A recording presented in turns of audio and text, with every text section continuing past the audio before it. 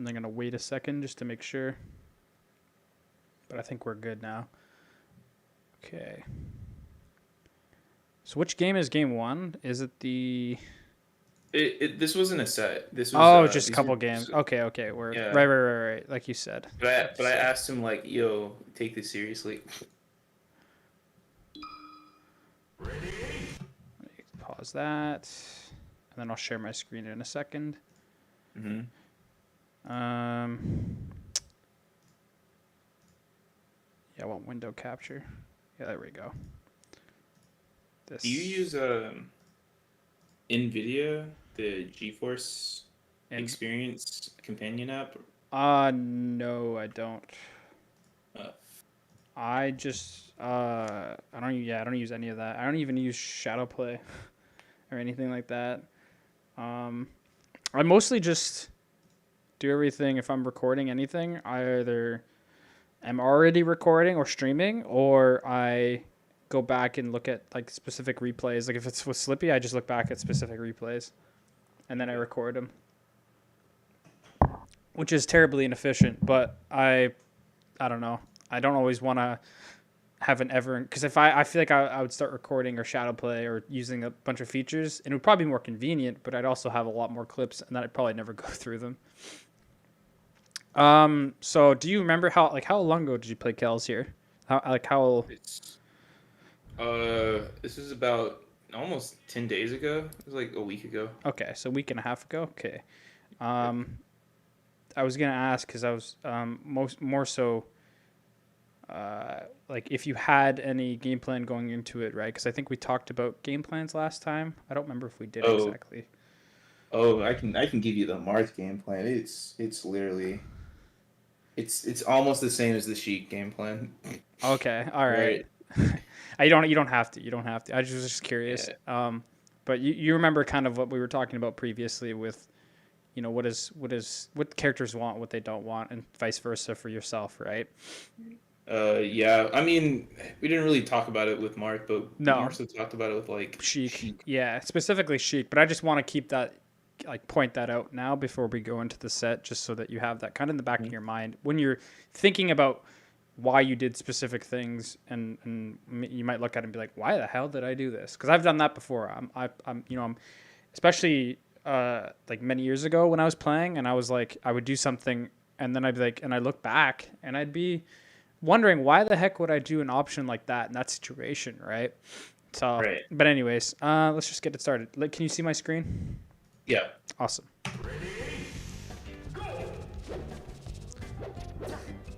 Okay, that roll's not bad. Good regrabs. Instant up air, not bad, but good at that percent. It's really hard, honestly. The Raptor boost makes it hard. I think that Raptor boost is react. Yeah, it's fully reactable there. That's and he did. That was like you're walling good, and then you're like, man, I'm just gonna go for a Raptor boost in center stage, which is like good if they're swinging already a lot, but you have to look at your opponent and see, are they throwing something, like what timings they're throwing things out, and whether or not that they're like, you feel like they're gonna throw something out, but he's not even close to throwing anything out. Like he rolled or whatever, right? Like right here. He rolled. He's not going to throw something out after a roll. No one throws anything out after a roll like that, especially at Marth roll. They're trying to evade you. Good hold down. This right here. This catches a lot of people. This. So you got out, and then you tried to shield grab, which is fine most of the time. But when you're versus like Marth, he's kind of sly. He can like even fare through you and dash. He can, do exactly what he did here. I probably would have shield grabbed as well if I was shielding in this situation. Now, if I was you, I probably wouldn't have ran in right away. And if I was, I would have done like instant up air. But again, I probably wouldn't have shielded here only because of the fact that I probably would have stayed on platform there, and then I would have went to attack instead of doing this. This isn't bad because, again, I think we talked about last time, you can run up shield to kind of figure out what people are wanting to do, right? Which is a good idea early in the game. So honestly, this is probably a good thing to do. It's just the fact that you probably were spamming that A button afterwards, which is something, again, I think we talked about also last time about breaking that habit specifically. I think there was that one in the stomp at a shield from what I remember. Yeah, like you said, I tried to contest in disadvantage Situations, states. exactly. Yeah, like especially out of the corner, or if I'm like, even when my back is to them, like if you're shielding and your back is to them, that's like a tough one too, right? Yeah, 100%. Yeah. On Dow's in here. What's up, Dow? 100%. And I think the other thing we talked about, at least I didn't really mention it too much, but I think you just need to slow down your movements just a little bit, especially when it comes to your up airs, because you get a ton. And when I mean a ton, if you press down more yet, you get a ton of up smashes instead of up airs, right? Right. Like right here, that's supposed to be an up air, and you mess up, and then not only that, but then instead of like shielding, you try to act, which honestly, when in doubt, if you've ever, and that's funny how Dow's like just said in Texas speech, yeah, he definitely could have ASDI down grab, 100%. But I want to go over, I've already gone over how to implement CC more last time, Dow. I'm trying to implement more other ideas. Like right now, I'm going to tell him. Also, after this, I'm not even gonna notice you're there, Dow. Just letting you know. But I was about to say, Drew, that you can do if you mess up and you do an up smash, and somebody does, let's say they do a fair from platform, right? Like he did right here. Just hold down after, because again, you're at a percentage where I'm pretty sure even ASDI down would have worked. And at worst, you probably could have teched it, and then you still would have been in an okay position, right? Whereas here, he can get at least frame advantage on you, which is not good, right? So, you get your back air and you try and do your up air and you mess it up, just hold down. That right there. Good stomp. That's actually not a bad stomp there. Let me look at that again, though. Yeah, you definitely punished him well. I think if you're really worried, you could always just do maybe a wave dash should have shield would have worked there. I gotta look at it again. Probably not, because he dashed away. So honestly, that was a good idea, because he had to shield there. And even then, you probably could have drifted past him. I think what Johnny would have done, like S2J probably, is he probably would have nared. Same with None. Wizzy might have instant up aired out of shield. You missed that. That should have been a free punish, man. You get a stomp right here, and you try to go for the knee, but you full hopped it when you shouldn't have. You could have easily just short hop up aired, or even if they DI'd the first up air, maybe even a knee. She messed up, which is fine. Now that's an interesting option to do. He just threw something out. So right here, for whatever reason, when I'm thinking about this specific situation, if I notice like I'm reacting to Marth being that far up on the stage, I'm almost expecting them to attack there. So for whatever reason, my inclination would be for myself would be to shield. Now I probably also would have like the first time might have gotten caught by this, just because of the fact that it's a very like early in the match. Very early in the match, yeah, and it's a very awkward option too. Like not many Marts just decide I'm gonna wave dash or wave land or ledge dash as far as possible and just F smash. Like he read you coming in. He just said screw it, I'm just gonna throw something out. Basically, that's the basically Mewtwo King do, right? And it worked out beautifully for him. But I think it's one of those things where I kind of would have just noticed or react, because I think he could react to how far he is and just shielded, you know what I mean? Because he has to ledge dash, which my sorry, like my this is like part of the bad game plan, which is where I really don't respect Marth coming off the ledge, because it's Marth. So I anticipate like either fair up tilt, or they try to do the dash through shit, which I mean that's cheeky, but I'm almost like 9 times out of 9 I'm gonna grab. Okay. I'm just gonna run up and grab. But the difference is that where are you on the stage right now? Yeah, like he's so far away, and I've like this is like a reflex at this point where I'm not even thinking. Like I'm too far away to even attempt that. Okay, that's good that you recognize that. Because I think that's why I had more for myself. I've even before I saw this situation the first time, I had more inclination to, I was more inclined to shield just because I thought about the spacings, right? Whereas in your mind, like you just said, you were more so just thinking about the raw situation. Marth's on ledge. I don't care where I am, or at least you're not even thinking about that. You're just like, Marth's coming off from ledge. I'm going to do this. And you're immediately going X to Y instead of going, X. Oh, okay, but then there's also Z I have to think about, right? Which is your spacing.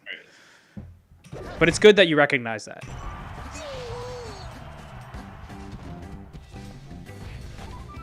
Okay, that worked out somehow. I got to stop the jabs because there was another good Marth I played recently. They SDI'd all the fucking. It was like I was fighting a puff. Oh yeah. I used to do because like good puffs like Komodo. I played him a couple times. He always tells me not to jab there because he'll just SDI up the jab, and sometimes I've even been arrested for whiffing the grab.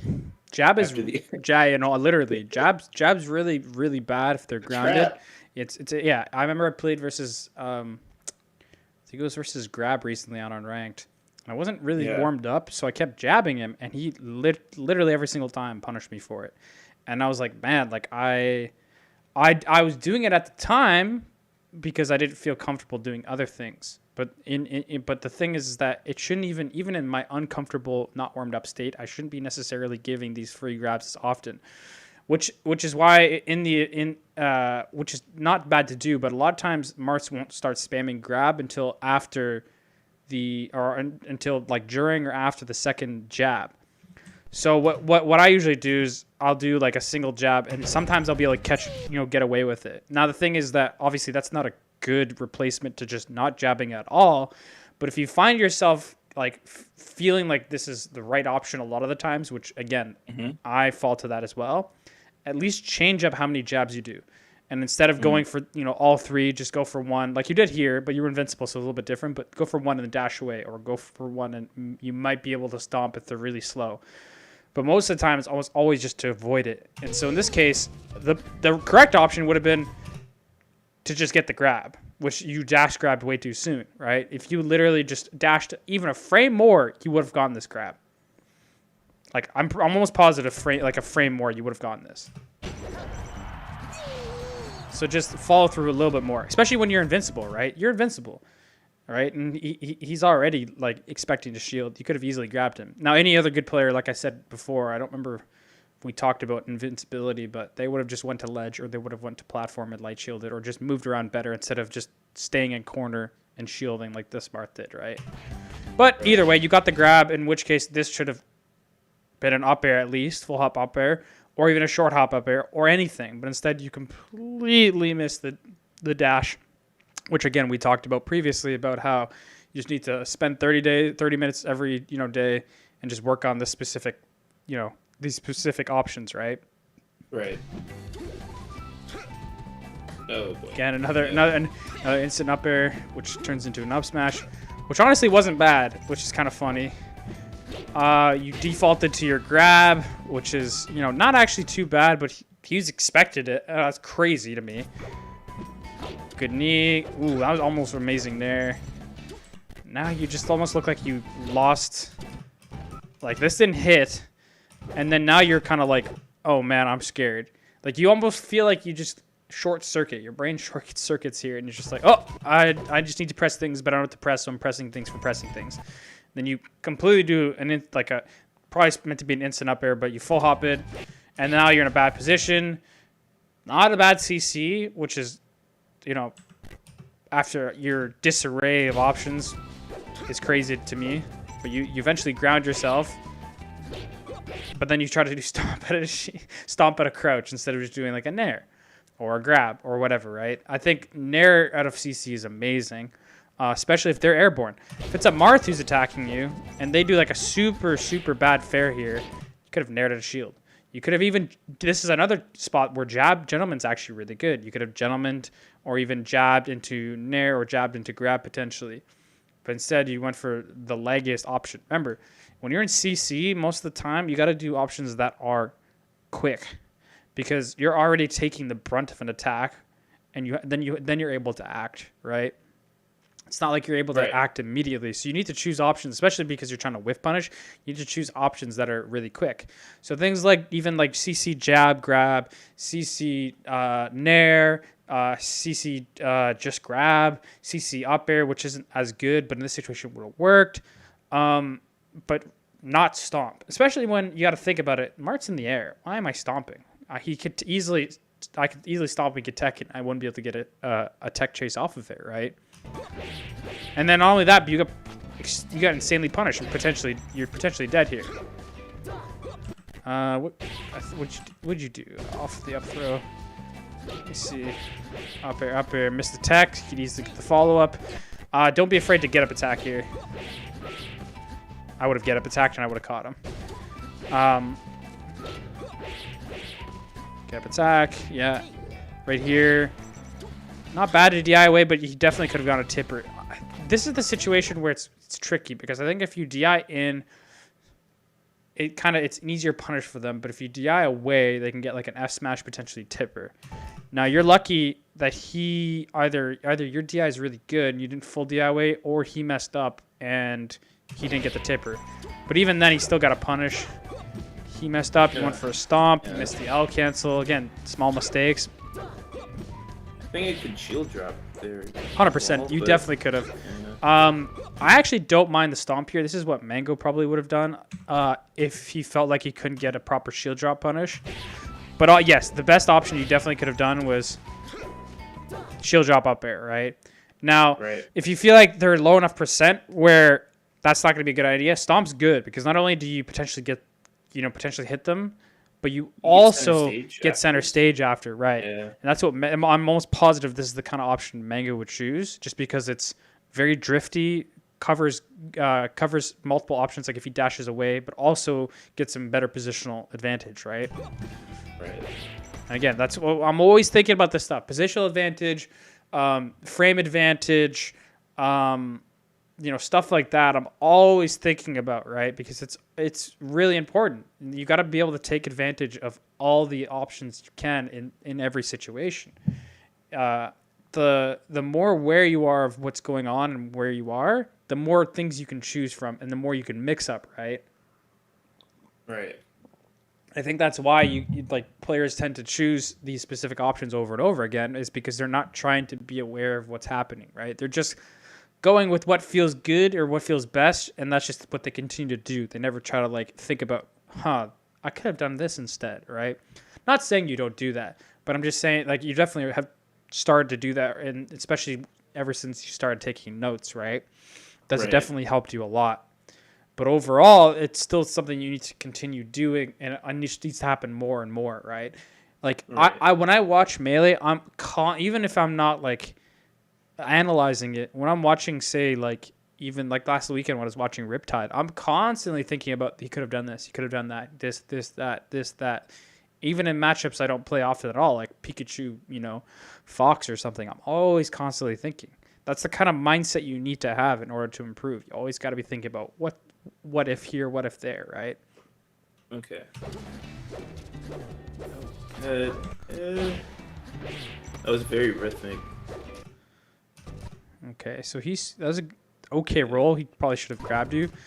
Again, you jabbed out of it because I felt like you probably thought you were close enough, and then you tried to grab. Here, thing is remember... That's a hard spot for me to really, track if Marth is going to commit to up tilt, or, he's already coming down with the fair. I'm not really expecting, because I remember when he did this, because my reaction was damn, he really just zaned me hard. What I was gonna say is that if you're gonna go for a dash grab like this, be aware that Marth still has room. The best times to do these kind of grabs is when the opponent doesn't have the room to move, and you either force them into shield or you force them to not be able to dash far. Right, but in this case, he has more than enough room to evade your grab, so which means that doing grab here is not the right option. Instead, something like, let's see, you rolled. If you didn't jab, you could have definitely gone for this grab, but the issue was you jabbed, so then you caused more. So it was a good option if you didn't jab, but it's a horrible option if you did jab. In which case, I would have just I mean, you could have done knee, you could have done nair, you could have done a lot of things, really. Even stomp, potentially. A full drift in. Or even a super overshoot grab, right? That all of this potentially could have worked. But the best definitely would have been an active hitbox, because then he would have been forced to shield. And if he threw out a move, you probably would have traded with him, especially if it was a knee, and you would have gotten the kill, and he wouldn't. Mart doesn't have anything here. Unless he goes for some crazy pivot F smash. Mart doesn't really have much, or like a really, really well-spaced, like full drift back pivot, fair or something. He's not really going to be able to, beat you. Whereas most Marts here probably would have, gone for a grab or shielded or whatever, and you would have had at least frame advantage. Okay, not bad. Okay, what can you do differently? I would have either air dodged here, or I would have done a high up B, just because Marth doesn't have much to punish you. If you go to top platform, Marth can't really kill you there. Whereas you give him the position, you give him the time, and the time to react and the position to react. You're closer to him, right? How do I get to top plat from here, or edge cancel top plat? Or I would just even up being here and feinting to edge cancel one of like either side of the platform, right? Would have been good. I don't know if you can. Okay. Can you see my mouse, by the way, or no? Yeah, I can see. Okay, like either edge cancel here or here, and what my friends a little bit above here is what my friends call the spot, and it's what Nun does a lot of the times, and SUJ, and even Wizzy now. You go in a spot where it's really hard if you up B and they're not ready to go back on the stage. It's really hard for them to react to, like, it's not super hard to react, but it's more difficult to react to where you're going to edge cancel. So you definitely could have like DI'd hard in and then falled back immediately and edge canceled on this side, or went here and then went forward afterwards, right? Like, you can be very ambiguous on what you're choosing to do. Right. But instead you went low because you probably tried to grab ledge, and then you realize, oh shit, I can't, and then you did a pretty poor up B, which netted him the ability to wave dash on an F smash. What you also could have done, which would have definitely caught him, is right here, instead of up B, you could have a little bit lower wall jump bear. Wall jump bear. Because he would have been out of invincibility by the time it came out. You probably would have hit him, because who the hell is gonna go all the way down there and then wall jump immediately bear? No one's gonna do that. And he would have had to roll then anyways to beat it, because he's out of invincibility. He didn't refresh his invincibility, and by the time he got the wall jump bear, would have hit him if he didn't roll or get off ledge. Which means it's not a great option, but it's a lot better than what you chose to do, right? It's one of those things where it's an extra mix-up that might come in handy and might even net you a kill, but it's not the best option to choose, right? The best option to choose is, like I said, choose to drift and either edge cancel on a side platform or whatever, right? Or even air dodge at a certain point, and you might be able to, force him to just get like a single up air, and it might not be able to kill you. But at least you're making it more difficult. You doing an up B like this, he's got to move nowhere. And he can, not only that, but he can also set up for his strongest option. Essentially, what I'm trying to get at is try and make it so that it's more difficult for Marth to set up his strongest option. In this case, it's tipper F smash. If you're below the stage, it would have been like a dare or something, right? If you were lower percent. At this percent, pretty much anything would kill if you hit Falcon far enough off stage, right? Right. But essentially, you kind of understand what I mean by like a wall jump bear a little bit lower here. Probably would have hit him because he waited. And I don't think he was going to react to you going even a little bit lower into an instant wall jump bear. I think instant wall jump bear, I don't know how long it takes to wall jump, but I'm pretty sure bear comes out like frame 14 or something, 15, and that's without a jump squat. So it would have been unreactable, essentially. So you would have caught him.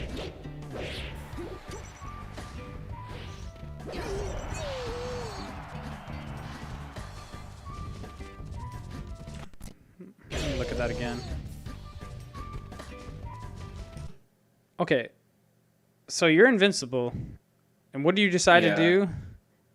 You decide to just run away and let him take it center stage. Okay, let me see this again. So that's obviously bad. The edge cancel here wasn't horrible.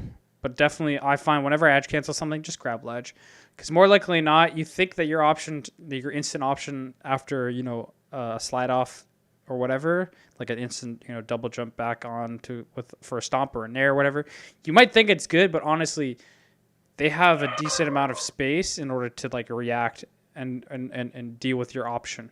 So in that case, if anything, it would have been better to edge cancel, go to platform, edge cancel, go to ledge. But instead, you going for the option, which didn't play out too bad. You probably tried to shield drop and messed up here, but even then, that wasn't the best time to do a shield drop, I'm pretty sure.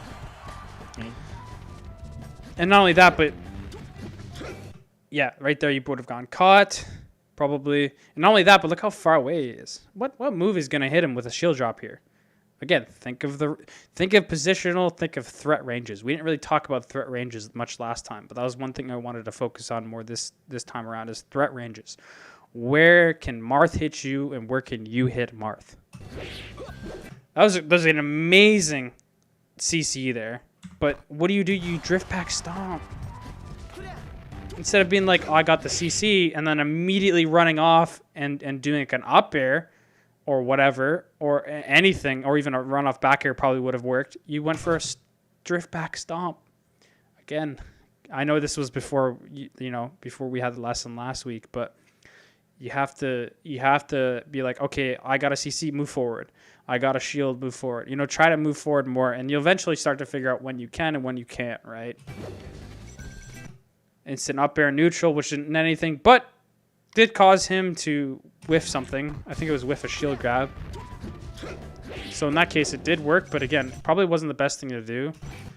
Any other good Marth would have held down here. Instead, he SDI'd away. And you were too slow, just have to turn around. The reactions of the situation are a little bit slow. I would have saw that happen, turn around, grab. Instead, you dash grab.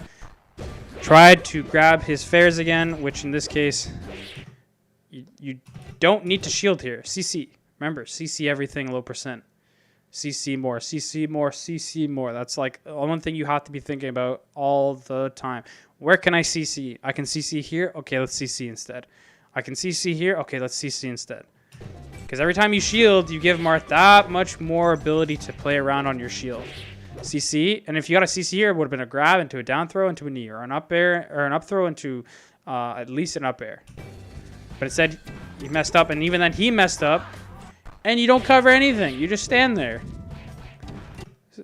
Like, you were slow, right? Like, you messed up the gentleman, which is fine, but then you didn't even try to, like, move a little bit forward and maybe up tilt even, or even try to immediate stomp or anything. Like, you just kind of just stood there, right?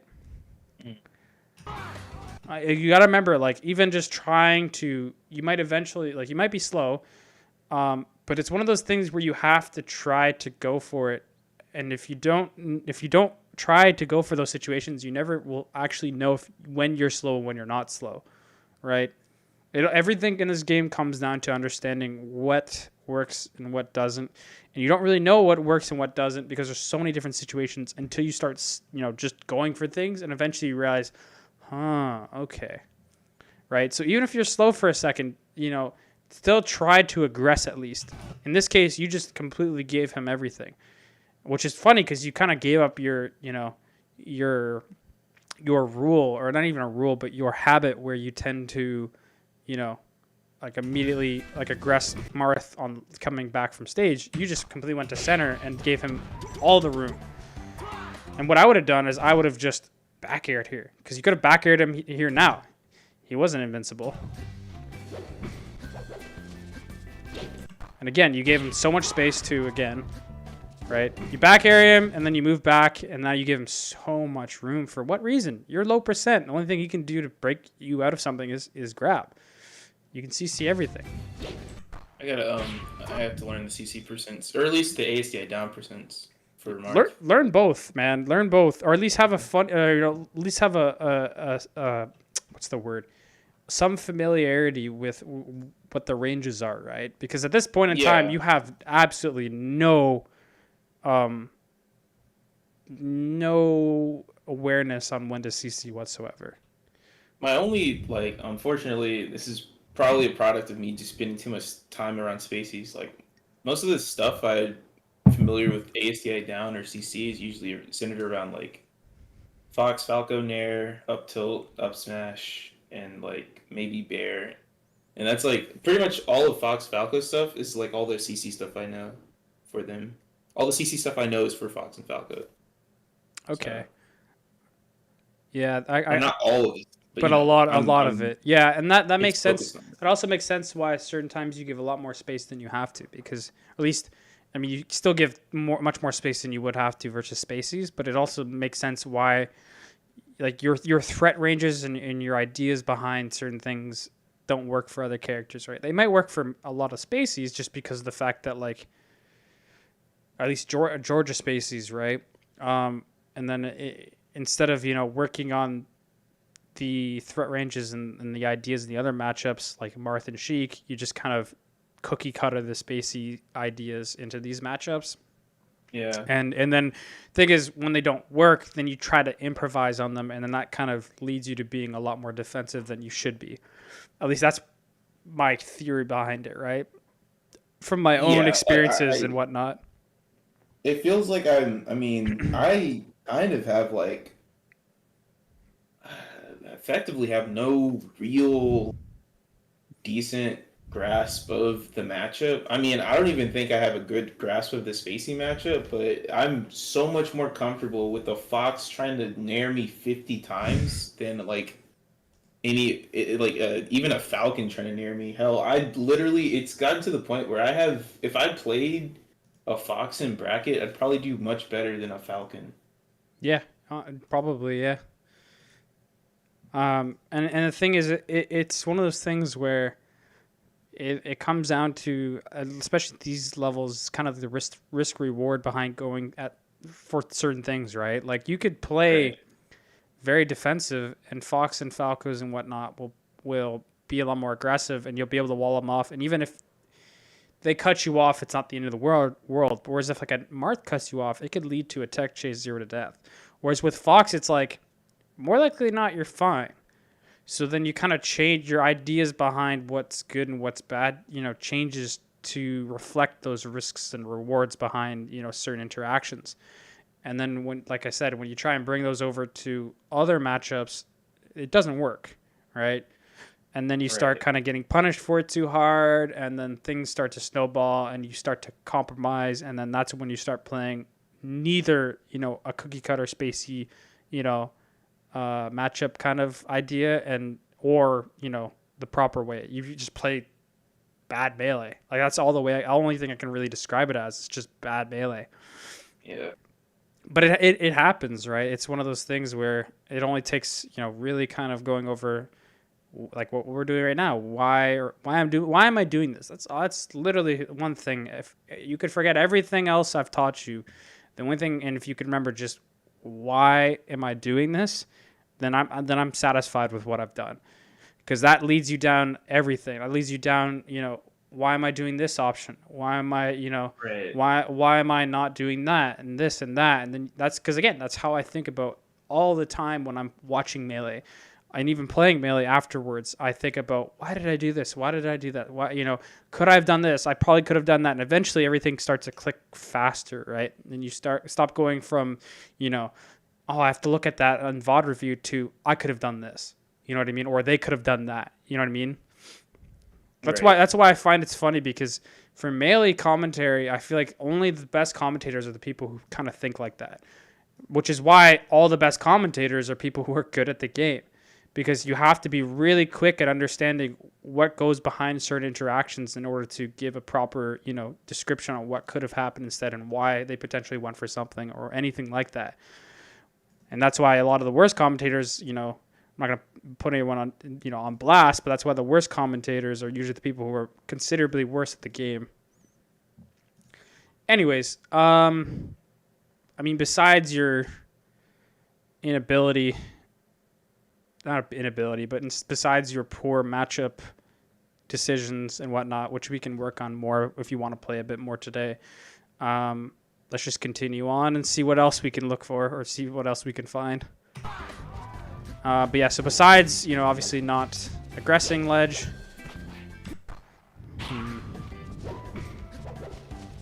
Marth full hop, you can react to that. That's an up air all day, every day. Yep.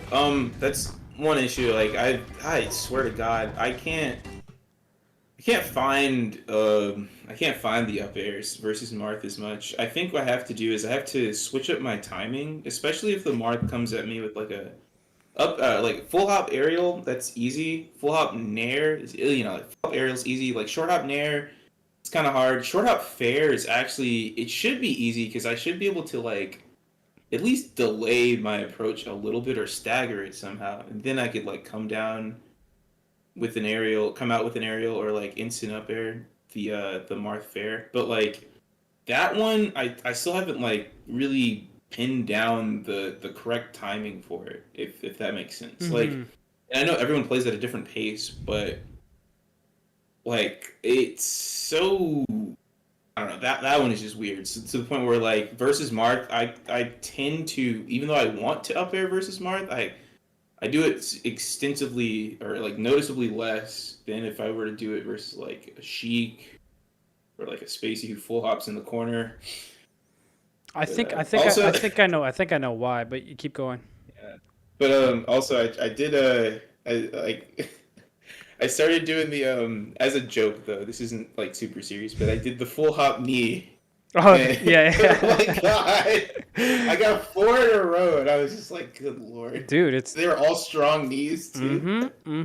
It's a meme until it isn't a meme, so and then you're funny. Like, "Holy shit!" And then stuff like that. I love having people do that, or like even just telling them about it. I don't even have to ask them to do it because you figure out, or you just are like, "Man, I'm gonna try that." And I love telling people about it because it kind of helps rework their understanding of how Melee works to a degree. Now, there's no cookie cutter way of how the game works at all, and a lot of people try to put these specific narratives onto how this works, that works. And like I said before, there are specific kind of default frameworks to a lot of things, but people go too far sometimes, right? But I love those kind of stuff because it's so dumb. But then you start to see like it starts to make you understand that like there's more to it than what you're currently doing. You can do dumb options like that, and it's working, and it nets a kill, or it nets an edge guard. You're like, holy shit, this game's crazy. Like, this game makes no sense, but at the same time, you start to understand a bit more. It's weird. Every time you learn something more about Melee, it's like you go 1 step forward, 2 steps back almost. Not exactly, but it feels like that, and it's really funny. But I was going to say earlier with how you're talking about how you were more inclined to do like the up airs versus Sheik and not necessarily Marth. And it's probably because of the fact of how Sheiks like to wall. Marths typically wall, at a distance where that up air doesn't necessarily work, where Sheiks do it where that up air can work. And so you've been trained almost like a dog to up air versus Sheik because it works more than when it does versus Marth, because Marths do it at a spacing where it'll be it pretty much, as long as they're at a spacing where like if you jump and they time the nair, like nothing will beat it. You know what I mean? Right. Whereas like Sheiks will do it where they'll be like center stage. Like Marth will do it when he's underneath like side platform here, and then Sheik will do it when he's like here and you're right here, right? Mm-hmm. So that's why that up air kind of works. Whereas here you do the up air, you're gonna get caught. So that's why you probably look for, or not even look for, because it doesn't feel like you're looking as much as you need to be. But that's why you do those up airs much more versus Sheik than Marth. Yeah, like it's also that Sheik's approaches. I mean, we have a joke about Luigi, right? Mm-hmm. We call in my friend's Discord, we call Luigi a rook. Because he either moves really fast vertically or really fast horizontally. Oh my god, yeah. Where'd you first? I'm curious. Where'd you? It kind of is a rook. Where did you first hear that from? That Luigi's a rook. One of my friends said it to me. He's like a Spacey from my school, but that's funny. Nah, we were just talking about, we were chessing it up because we have some chess fans in there. And they were just like, dude, Luigi's a fucking rook. Like, just look at him. He is. Dude, he's literally a rook. He's a rook. He's like, it's so funny because he has no, he's not like Falcon. Falcon's like, if there was a chess equivalent I'd say bishop. Bishop probably, yeah. Yeah. He's able to just Maybe. launch himself Yeah. diagonally almost, right? But he's honestly, he might even be like, he's just busted, man. For movement wise, he's just the queen. Like, he's just got everything. Yeah, I give him the queen. Like, he's just got everything, right? Like, he's not, if you're basing it just around movement, he's the queen. But obviously, he's not like queen level tier list wise. But anyways, let's continue. But that's funny. Yeah, you're right. Sheik's more of a rook, and that's why you might up air more because of that. Let me see this again. So the back air, kind of up aired. You rolled immediately, which you can easily react. Ooh, okay. Then you up aired there. Maybe because he full hopped again. So maybe it's like it took you 2 times. Oh, okay. You definitely okay. I guess you caught his jump, or he messed up the side B. Weird. Okay, well, can't really say much about that. Again. He's invincibility. What are you doing? You're just monkeying around. You not only are you looking away from stage, but you full hop with no drift or anything. You get caught, and then you should be dead here. All right. Okay. Hold up. Because typically, I walk myself in the corner. What is it? When my opponent's invincible, I have I do like a couple of things with I run through, see if I can get them to whiff an attack. Mm-hmm. Sometimes I literally stand in place and wait for them. Like it's something to bait them to waste their iframes. So yeah, makes sense. I don't have to like commit to too much. But oh my fucking goodness, if they're not spawning from center, if they're spawning from if they're spawning from center, I go to the corner because like it's bad. Like if they spawn from either left or right side, I can comfortably just stay on one side or the other and then like wait around and maybe even bait them to throw an attack out. It's funny because it's like you do half the battle where you put yourself in the corner, but you don't just go to ledge where you have invincibility and you have, ability to even get through. Like you can do a perfect ledge dash roll or whatever. Like you at least have something if you really want to get off ledge while they're in iframes, you can. Now ledge is obviously not a great spot, but the corners, I'd rather be on the ledge than facing away shielding. You know what I mean? Yeah. Like, this is probably the worst case scenario next to, somehow getting caught without your jump or something, right? Like that I can't think of anything else that's worse. So it's like if you're gonna like, if I'm really, really like not sure of how this person likes to deal with specific things, during their invincibility, I'll just go to ledge, and then not have to deal with anything. Because if I go to ledge, I'm invincible and I can pretty much do anything I want if I'm perfect or whatever. But I at least have kind of a sanctuary until they lose their invincibility, right? Whereas in this case, you go to corner, you're just giving yourself less options, and you're also, you don't really have any safety net, right? And not only that, but you're not moving around. It's not like you're just trying to like move around and kind of, bait them out, where it's kind of harder to do on Yoshi's. But like at stage like Dreamland, you definitely can do that, right? You can kind of jump around. You're fast enough to kind of run away or run through them or whatever, right? But in this case, Yoshi's a little bit harder, so I just go to ledge, and then not have to deal with anything. But obviously, in your case, you like to avoid ledge just because you're not comfortable there, right? Which is ledge. Right, which is something you have to work on, because Falcon on ledge should be the most comfortable thing ever. You should be able to like sleep there. You know what I mean? You should be like Mewtwo King wave dashing in his sleep, but with the ledge. You know what I mean? You should be able to do all this in your sleep, essentially. Like, not actually, but you should be. My point is, you should be extremely comfortable, which you're not, right? And it shows. Right. Everything in your, a lot of your decisions come from, you being uncomfortable to do a certain option, and so you do almost nothing. You might feel like you're doing something, but in actuality, you're doing nothing. You're not aggressing. You're not throwing out a hitbox. You're not, you're not doing anything. You're just kind of there, and that's not good, because you're not getting any intel from doing that. When you aggress, you can at least get some intel on what the person likes to do, what they like, or at least you're pressuring them at the very least. But in your case, you don't do anything, so you're not gaining intel, you're not pressuring them, you're not making them mess up, you're not lowering their stamina, right? Or making them waste energy, like I was talking about last time, right? That's kind of the beauty with playing aggressive sometimes, or forcing people to do things they don't like to do, is you're forcing them to expend more energy, and that allows you to do more than you should, right?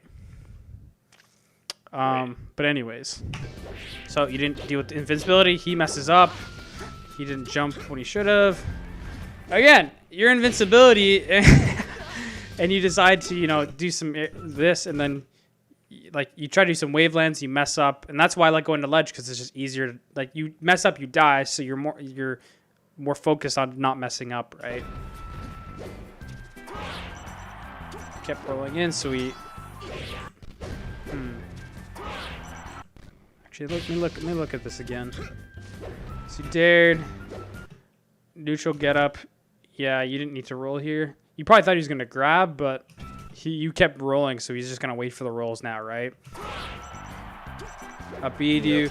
Right here, you should have, I would have just full drifted in, just because of the fact that you're pretty much dead here anyways. You might be able to get past them. And if anything, you full drift in, and then you can drift back after. Whereas you just did no drift almost, and went back and tried to go to ledge, and that's way easier to cover. You have way less options, right? It's always better to go forward than back than it is to just stay there. You know what I mean? Especially versus a character like Marth, where he can just charge a move or cover that easily, right? He's probably the best character at covering that. F smash covers a lot of range, and it's just amazing. See, you see how you went the previous two stocks, when he went to ledge, you did nothing, but then you now start attacking him. This is good. Now, I wouldn't have necessarily done stomp, but you're at least aggressing, right? And then this leads to a grab. You should grab here. Oh, he got away. And you dash. You didn't even have to dash grab. You literally could have stomped and spaced it. You could have stomped, spaced it so you can immediately grab. Okay. Stomp and then grab. Control stomp or control drift right there. Yeah, and just a little bit. I mean, even there, I think grab would have worked. But he spot dodged, which again, it's not bad that you waited. But again, I don't think you're waiting to punish a spot dodge. You just fuck up your timing, right? There's a difference, because it's that's another thing with melee, is that you get rewarded for doing bad things. And it's not even that you did a bad thing here necessarily, but you get awarded for doing. It's rather you get rewarded for doing things for the wrong reason. So in this case, your reason is, I got to stomp, I can, grab after, and you might not even be looking for the spot dodge. You're just I'm just going to grab. Well, that's bad. If you thought, I'm going to stomp and I'm too late, I'm going to wait for a spot dodge and grab, that's the right intentionality, right? Mm-hmm. And the thing is, a lot of players don't think like that. And so what ends up happening is you start to build this idea behind, I can do this here, but in actuality, you're not actually looking at it in the correct light, which means that you don't know when it works and when it doesn't work, and you don't know the mix-ups behind it. Instead, you're just okay, I'm just going to go for it, and then it just feels right, but you don't know why it's a good option. You know what I mean? Not necessarily saying that this is potentially what happened here, but it feels, from your movement, it feels like that's the reason. It wasn't intentionally staggered. Yeah, exactly. That's my point. Yeah, the intention behind it wasn't that you wanted to stagger it, or rather that you were slow and then you were okay, I'm going to punch the spot dodge. It was more so just the fact that you were just slow and it happened to work out, right? Which is what I mean by you get rewarded for doing things intentionally wrong, Now, obviously you can do that sometimes and that works, and that's just the way melee works. But if you're always doing that, or not always, but if you're doing that quite often, that's when you start to build really bad habits, right? Right. But you get the grab. You could have probably even up aired here, and I think it would have knocked down at this percent, so you don't have to do instant double jump nair. But if you wanted to, you could react, do instant double jump nair, and that would have worked. Instead, you shield. maybe just to get better spacing, but you're way too slow on all of it, and then he up airs out of it, and now you're in a really bad spot. You get out of it because you're at low percent. But right here. No, I don't even think I... Right here. Yeah, I did try to shield stop. You tried. Sorry. Yeah, you tried to shield stop earlier. Right here, you tried to. Can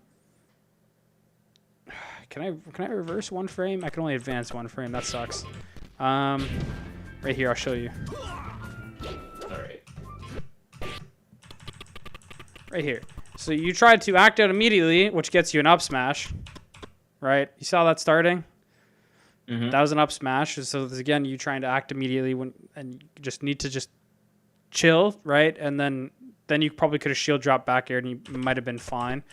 But instead you get caught. Thankfully, you're low enough percent that Marth can't really get anything. Or rather, if they're not smart enough, in his case, they're going to instant up tilt, which allows you to get out. Right? Because essentially that's the timing for Spacey. Right? He does an up air, gets a strong hit, he does an up tilt. That's like still a bad option because you shouldn't do that. You should, hit it differently. But this is the timing for Spacey's. That's what he did right here. And his mind, I get a hit, fast faller, I'm going to do up air, instant up tilt. And that's not what you're supposed to do, right? Which allows you to get away, and you full hop away, which is perfect. That's smart. You completely get out of his, full hop and even short hop and even full hop fair. And then you can reset to neutral, right? You throw it, a Randy side B, which works. But again, this is, what I'm trying to get at with you throwing out things for the wrong intentions and getting rewarded for it leads you to having bad habits, right? This is a prime example of that. You're throwing at a side B here, and it just happens to work, and now you're in your mind, you're like, I got to side B more. And then you start doing it, and it becomes extremely punishable. Up air, up air, up air. Definitely could have need there at one point. Up air, up air. Right here, I would have need. Okay. And even then, you probably could have. See. Nared? Up air, up air, up air, and maybe gone for a falling up air here, but instead you jump back. And they try to go for a back air here, which again, what do you cover? Okay. So the game plan with that is What are you, NMW? No, stop. What do?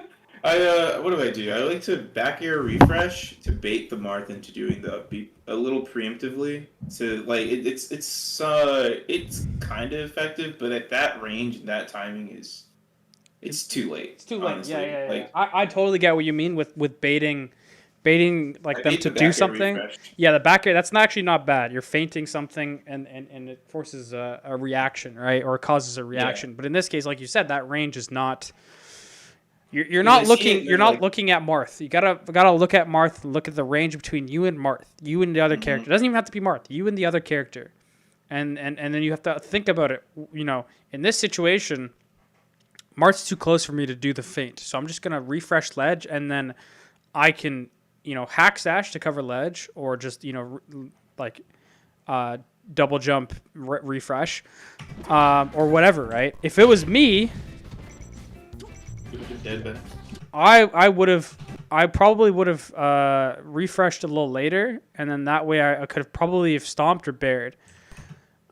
Now, again, most of the time I wouldn't go out this far without killing a Marth. If I'm out this far, that Marth's dead. You know what I mean? Like I probably would have need here, and the reason why I would have need here is up air, knee. Just because of the fact that, and like short hop knee, just because of the fact that Marth's probably dead there, and even if he isn't, I have way more time to set up an edge guard. Whereas in your case, you almost tried to get another up air after that, and that's lack of awareness, and now you're in a position where you can't set up the edge guard as effectively as you want to. But even then, probably should have just refreshed, because the thing is he had to go even further down, so you refreshing, you had enough time, right? So grab ledge, refresh. Right, and you would have been invincible, and then there you either would have held ledge, and you could have, you would have went on stage, or you could have done a bear onto stage, or whatever, right? You would have had way more options, or a stomp. It all depends on, what they choose to do. But you definitely could have been fully invincible, so that even if they sweet spotted, you would have been fine, right? But this is kind of the awkward range where Marth has a mix-up, and it's difficult. But if you really want, you could just stomp and cover a lot, and most Marths aren't going to tech it or meteor cancel it, right? But at least you should have refreshed ledge but instead you went for your feint, and then you let him back completely. And not only that, but you rolled back to center, and now you gave him all this space, and he just takes it to the bank. You wave dashes on, and he up tilts you, right? And he had a punish off of that, and he, for whatever reason, he messed up, and he didn't get it. You F smash, which is probably maybe a buffer roll, or you actually tried to F smash. I don't know. No, buffer roll. Yeah. I really only, if I feel the Marth is gonna approach with an aerial, I will F smash him. But Yeah, I do that too sometimes. It's actually not bad. that's funny. You held down there, which was good. Oh man. The jab. Is that late, or do I just need to? No, he did the right option here, but the thing is, I usually roll here just because you don't have enough time to. Even if you have time to jab after, he can just hold down, and it beats it, right? But he messes up and goes through you, which is a common theme here, where he's shield DIing or he's even like smash DIing while he's in shield. Can he just hold down and in? Like it's almost hold down and in. It kind of looks like he's holding down and in, but it almost looks like he's even like SDIing in. Like look how far he goes. Oh yeah, you're right. Yeah. That's more than just ASDI or DI. So yeah, right? And you mess up that, which again, you have to be more aware. If that keeps happening, you gotta stop doing full jabs, right? Full gentleman. Right. Which in that case you're missing anyways, so I would just stop doing that until you get that more down. But that's tricky because you're expecting to get the third hit, so you do your timings to do that, right? And you don't do the walk forward method, so then you're screwed. Oh my God. I swear to God, it feels like I can never get down, gentlemen. Even like, I don't even know. There's like the 3 Falcony techs that I just still haven't really gotten comfortable with, which are really the 3 main ones that people always talk about. There's wall jumps, scar jumping. Like scar jumps. I can wall jump fine. It's just scar jumps, especially after recovery. I should do that as a mix-up. Moonwalking when it's like actually really good to moonwalk, and then of course gentleman. Like there is a time I can only do the really cheesy gentleman where it's like you have to land the first hit or the first 2 hits. Out of all of those, the only really important ones it's gentleman. Scar jumping, or rather just getting more comfortable with wall jumping, is really good, but scar jumping in particular isn't that necessary. Especially when it's only on a single stage where you can really do scar jumping, right? It's not as important as gentleman, where you can do that wherever, and that leads into combos. Like and especially myself, I probably gentleman the most out of any Falcon I know, and it's probably for the worst. But I also feel like it's a heavily underutilized move in general. But that being said, it's extremely important to be able to have something like jab pressure or gentleman down, because that can lead to kills, it can lead to mix-ups, it can lead to a lot of things, right? The fact it can even lead to the kills is amazing. The amount of gentlemans into knees I get on Marths and Sheiks and Peaches is crazy. I don't get it on Spaceys, but I get it on those characters quite a lot, especially Peach. Peach, I get it where I do gentlemen and they accidentally go through me and they're DIing behind, but then it ends up being DI in, and then I can get a knee off of it, and I can react off of it too, and it's a kill. All of a sudden I have a kill off gentleman. That's ridiculous. You know what I mean? And same with Marths. Sometimes that happens too. Like I've won sets off of that. That's how crazy that is. So getting more comfortable with gentlemen. I know you said that you've never really gone to the point where you've gotten comfortable with it, but it's one of those things. I don't know. With gentlemen, you just have to work it through. And understand, like, you have to start to understand either learn the method, the walking method, where you walk for a frame between either jab 1, jab 2, or jab 2, jab 3, or you, like myself, you start to understand positions where you might have messed it up. And it's almost like a feeling at this point where I know I mess up gentlemen. Like I just know the timing's off, right? And I know that I held it too long, or I didn't have enough, hit lag to like not have it, so that, because you know how it works, right? I thought I did. A gentleman essentially works where it gauges, and why it's easier during hit lag is because it basically counts how many frames you are I think it's frames. How many frames you're holding right? And so during the entire movement, I think it's if it reaches more than 4, then it will input the gentleman or it'll input the rapid jabs. As if it's less than 4, if it's 3 or less, I believe, it'll just do the gentleman. So that's why if you do it on hit, if you let go during hit lag, then it will not come out as you holding A. So it'll essentially only take it. I think it'll only count the single A press, meaning that it'll only be a single frame. Whereas if you do it on whiff, it's a little bit different. But if you do it when you walk, I believe the thing is with walking is I think it resets the timer or resets the stop or the counter, and then that's why it works even on whiff. I think that's the understanding behind it. Don't quote me on that, but that's essentially the reasoning. So what I do is I don't do the walk method. I might do it subconsciously sometimes, but what I really do is if I feel like I'm not going to get it, like I messed up the first jab, then I just wait a second, because for whatever reason, waiting helps with it. Or I just don't do the entire gentleman, right? I stop at jab 2 or something, right? Or if I miss it and I get rapid jabs, I go along with it and I try and use it as a mix-up, right? I'll rapid jab for a second and then I'll F smash or something stupid, right? Right. But essentially, it's one of those things you have to get more comfortable with, right? It's gonna take like over a month. Like the hack stashing, that took a month. It's like a month of just doing it every day. But this shit, I feel like it would take even more than a month. You just gotta keep doing it, man. Yeah. Eventually, it gets and I don't know how good your controller is either. That also is something that a lot of people like. I've met a lot of people who like got a better controller and they get a couple lessons and they start doing exponentially better because their techniques now aren't RNG. They're able to consistently do inputs, and that's why you see a lot of people who switch to the box are getting a lot better all of a sudden. It's because they're not only are they reworking their muscle memory and they understand the techniques better, but they also have a controller that allows them to do consistent inputs every single time, right? And the only issues are themselves and not the controller. And I've met many people who have horrible controllers and they don't realize it, and then they play on a good controller and like, oh my god, I've been playing on a dog shit controller this entire time, and no wonder I'm not able to hit my ledge S, or no wonder I'm not able to hack S, or no wonder I'm not able to do X, Y, or Z, right? All right. Man, I don't. Part of me is just, I've really had to work with that. I've let that mentality go, for the most part, because like, I'm not close to your level, so I don't really have I don't even know if I have the feel for it, if that makes sense. Like, I would have to and what sucks though is that like if I were to just hand my controller to some top player and they'd be like, "Yo, hey, tell me, is this a good controller or not?" But, like, to them, it might be a good controller. I don't know what that means for me. I was gonna say that's definitely true because I've met people who like really loose sticks, met people with like really stiff sticks. But the thing is, it's trying to understand.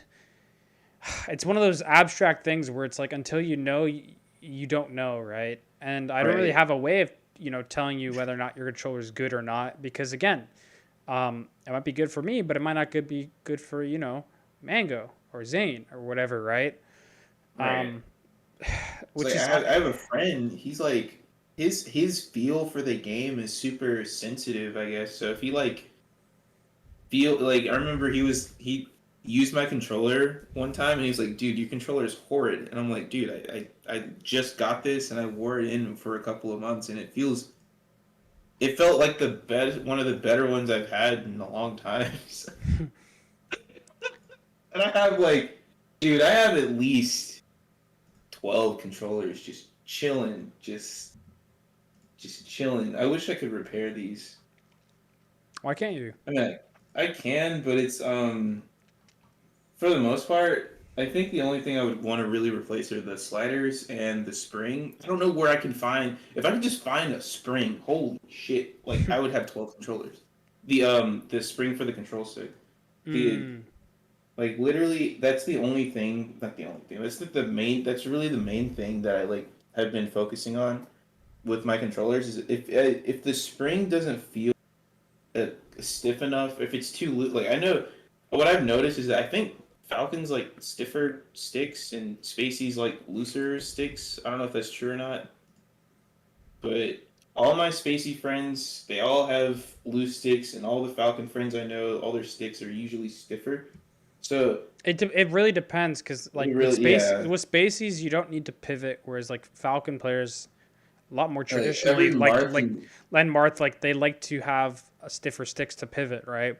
I right. personally like a looser stick because I don't pivot for shit. I do everything shield pivots, and I don't really like the look of pivots in general, like the 20GX Falcon. I find that extremely ugly, like extremely ugly. So I actually stopped myself from pivoting because of that reason. And I also found as well that with pivoting in general is that you have to be like frame perfect a lot of the times if you're trying to like wall with a pivot or something. You know what I mean?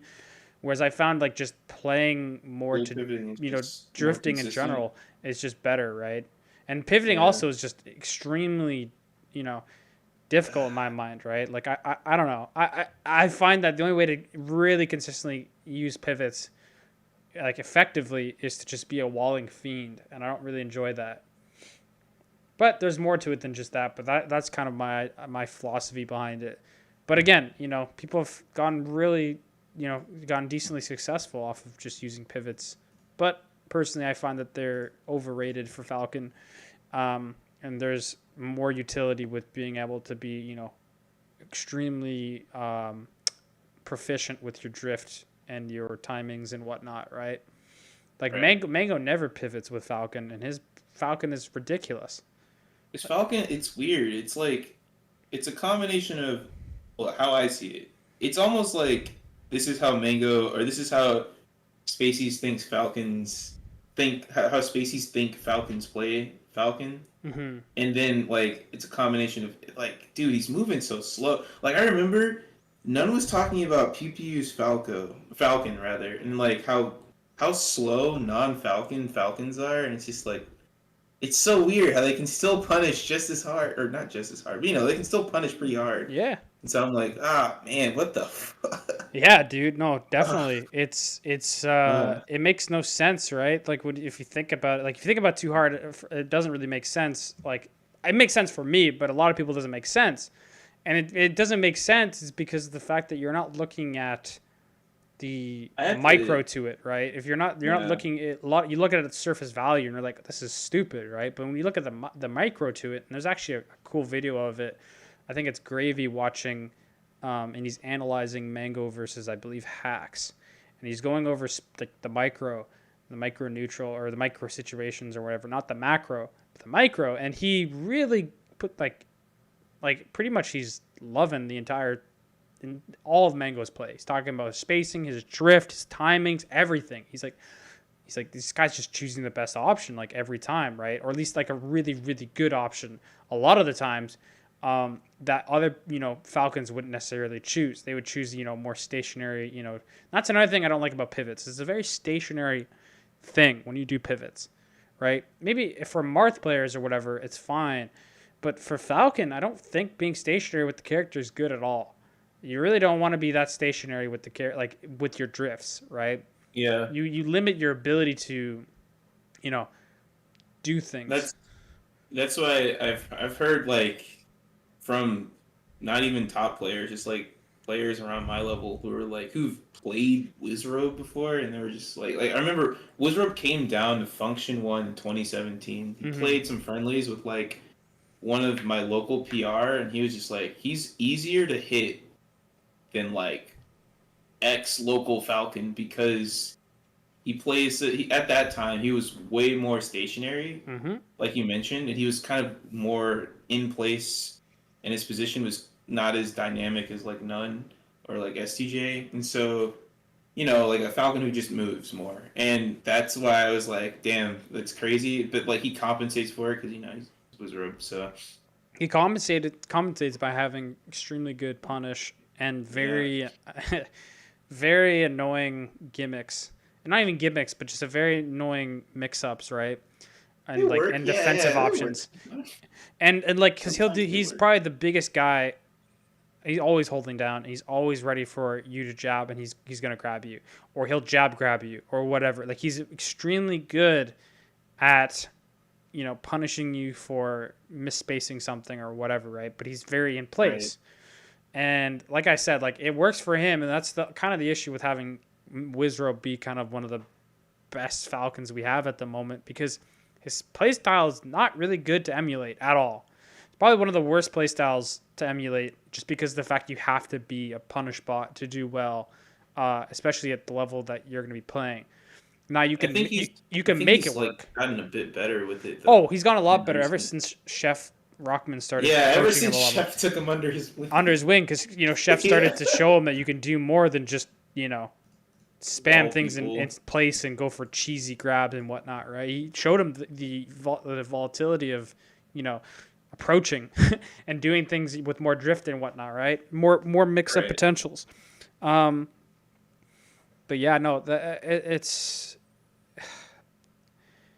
Falcons in general would be better off considerably if they didn't watch Wizrow play until they understood him better. Copying him blindly will lead you to be a Wizrow junior, and you'll be stuck for much longer trying to understand why things work the way they work. Until you start to get to a point where you can consistently punish, decently well, you're not going to be able to improve at a rate that's, in my mind, sufficient enough to even play the game to improve, which is a weird thing to say, but if your goal is to improve, it's not watching Wizrow and trying to emulate him, decently well is not a right way to do things. But at the end of the day, watching Wizrow is also really good because he does a lot of good things, especially edge guarding, right? Like he's good to watch. Don't get me wrong, but if there's a Falcon you want to emulate, it's probably none or something like that because you can learn a lot about the game neutral wise instead of just Wizzy wise. But anyways, let's keep watching. I don't know what happened here. Forget. Huh? So you went no fluxes mode and it worked. Okay. And he did bad DI. You know who no fluxes is? Yeah, it's the Ganon. I started trying to do that too, where I do like rising falling bear. Rising aerial, falling aerial is really good as Falcon. It's so bro. Okay, like in the earlier days, when I would play Ganons, not even just Ganons, but like players like that, I'm like, how the fuck am I getting hit by this? Because it's such a bait. Because you feel like the rising aerial is just so punishable, and you get your ass smacked with another aerial just coming down. I hate it. I hate it so much. I hate it when I use it too. Mm-hmm. I hate it when it works. So I'm like, this is so fucking cheesy. Oh my gosh. Yeah. But it works though. But and the thing is it's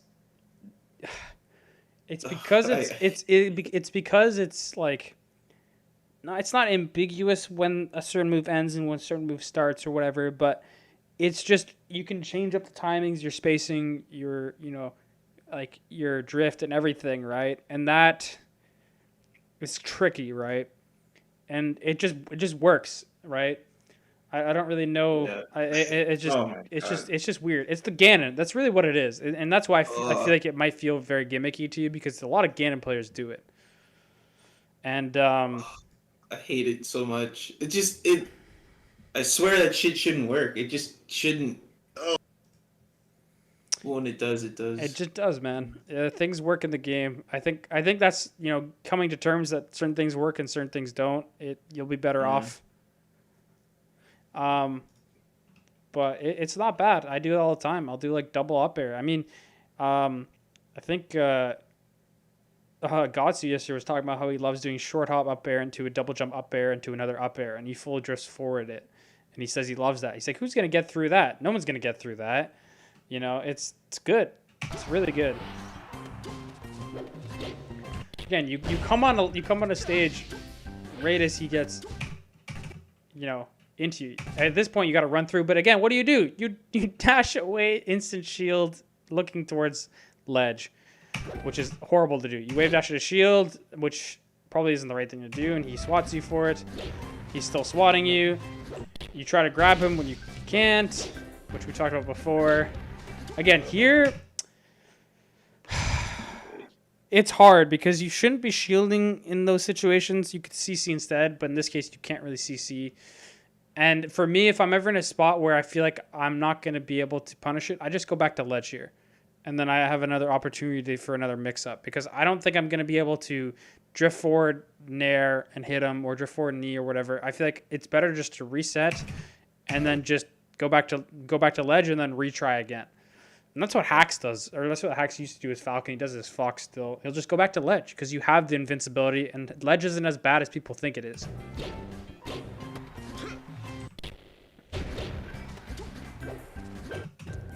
There, yeah.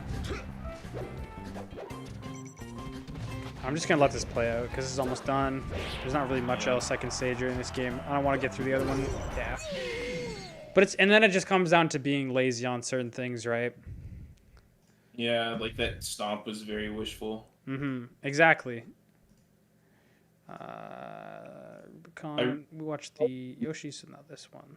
Like some BS because I think I won that one. I can't remember. Ready? What, this one? Pokemon. Side Bs. You see, you just throw them out, right? You just throw them out. Also, it's funny how tournament winner here worked, whereas any other option you probably would have gotten punished for. Tournament winner is actually not horrible, but it's also like the worst thing you could probably do, which is funny to say. Like if you're Ganon, it's actually not that bad. But even then, tournament winner sometimes isn't horrible, but don't try to go for it, right? But if it happens, like don't panic because you might be able to, actually get out of it. And you were able to get out of a bad situation because of it. Instant tournament winner, right? Yep. Yeah. Again, you're running up and then you're nairing in place. Look at this. Run up, kind of no drift nair. Run up, no drift. And you get punished for that. That back air was crazy. Again, it feels like you're throwing out things without intention. You're just kind of like, I need to hit this. I'm going to throw it out. Feels good, whatever. You're also trying to hit him where he was instead of where he's going to be. Does that seem correct, or am I? Yeah. Yeah. Yes. That is what is happening. Like I said, I definitely do try to incorporate what is it like? I guess like I anticipate where Marth is likely to be, and I try to hit him where he is. But it's like I said, Marth is one of the. It's one of those matchups I'm still not quite familiar with, or I'm more uncomfortable with this matchup. But yeah, I definitely do need to, go for hitting where he's going to be or likely to be, rather than at least in neutral. In some cases, in neutral, instead of just trying to punish him like where he already was. Like with that stomp out of shield, it's like I said, it's wishful. Sorry, I was just trying to think about something, but I lost my train of thought thinking about it, trying to listen to you at the same time. My fault. It wasn't that important, but yeah. I'm trying to think.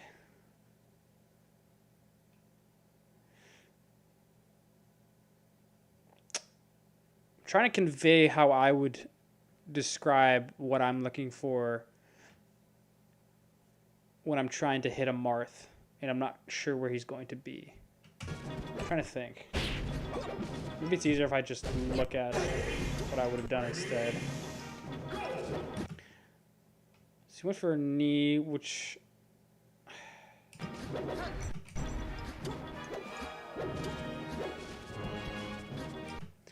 I think right here, if you're this close, you gotta, again, this comes down to understanding where you're going to be, right? And like the understanding of the distance between you and your opponent, right? Right here, you gotta be aware that you're super close to your opponent, right? So doing like a nair like this isn't bad, but he crouches it. So at that point, it's almost better to just like stomp or knee, you know what I mean? Or even grab, because you're so close to him. Like you could have easily have ran up grab. But instead, you're kind of not aware that Marth's this close to you, so you go for a nair. You know what I mean? And then not only that, but you drift past almost like where he was before, like a few, 20 frames earlier, right? Right here. He's right there. He was right over here, and that's when you started to jump. And in your mind, you're almost like you're nairing at this spot instead of nairing where Marth actually is. And you were saying before that like that's an issue, but I'm trying to think of ways to deal with that. I can't really think of how to convey that appropriately. Other than, I guess, realize that Marth is coming at you, right? Where was it? Was it even further back, right? Back here. Yeah. Like, you have to react to the fact that Marth is still moving forward towards you. And if that's happening, then you know that he's going to be closer than you realize he's going to be. I think that's why a lot of people have issues with hitting Marth, is because they don't know when he's approaching and when he's moving backwards. But in this case, he keeps moving forward, and you have to understand that. And even if he isn't continuously moving forward, you could potentially still hit his dash back or whatever, right? But in this case, you just have to understand that he's closing the gap and realize that the gap is being closed. Whereas you're not aware that that's happening. So then you throw out a move which is a bad option, essentially. And you do it again in a second, I think.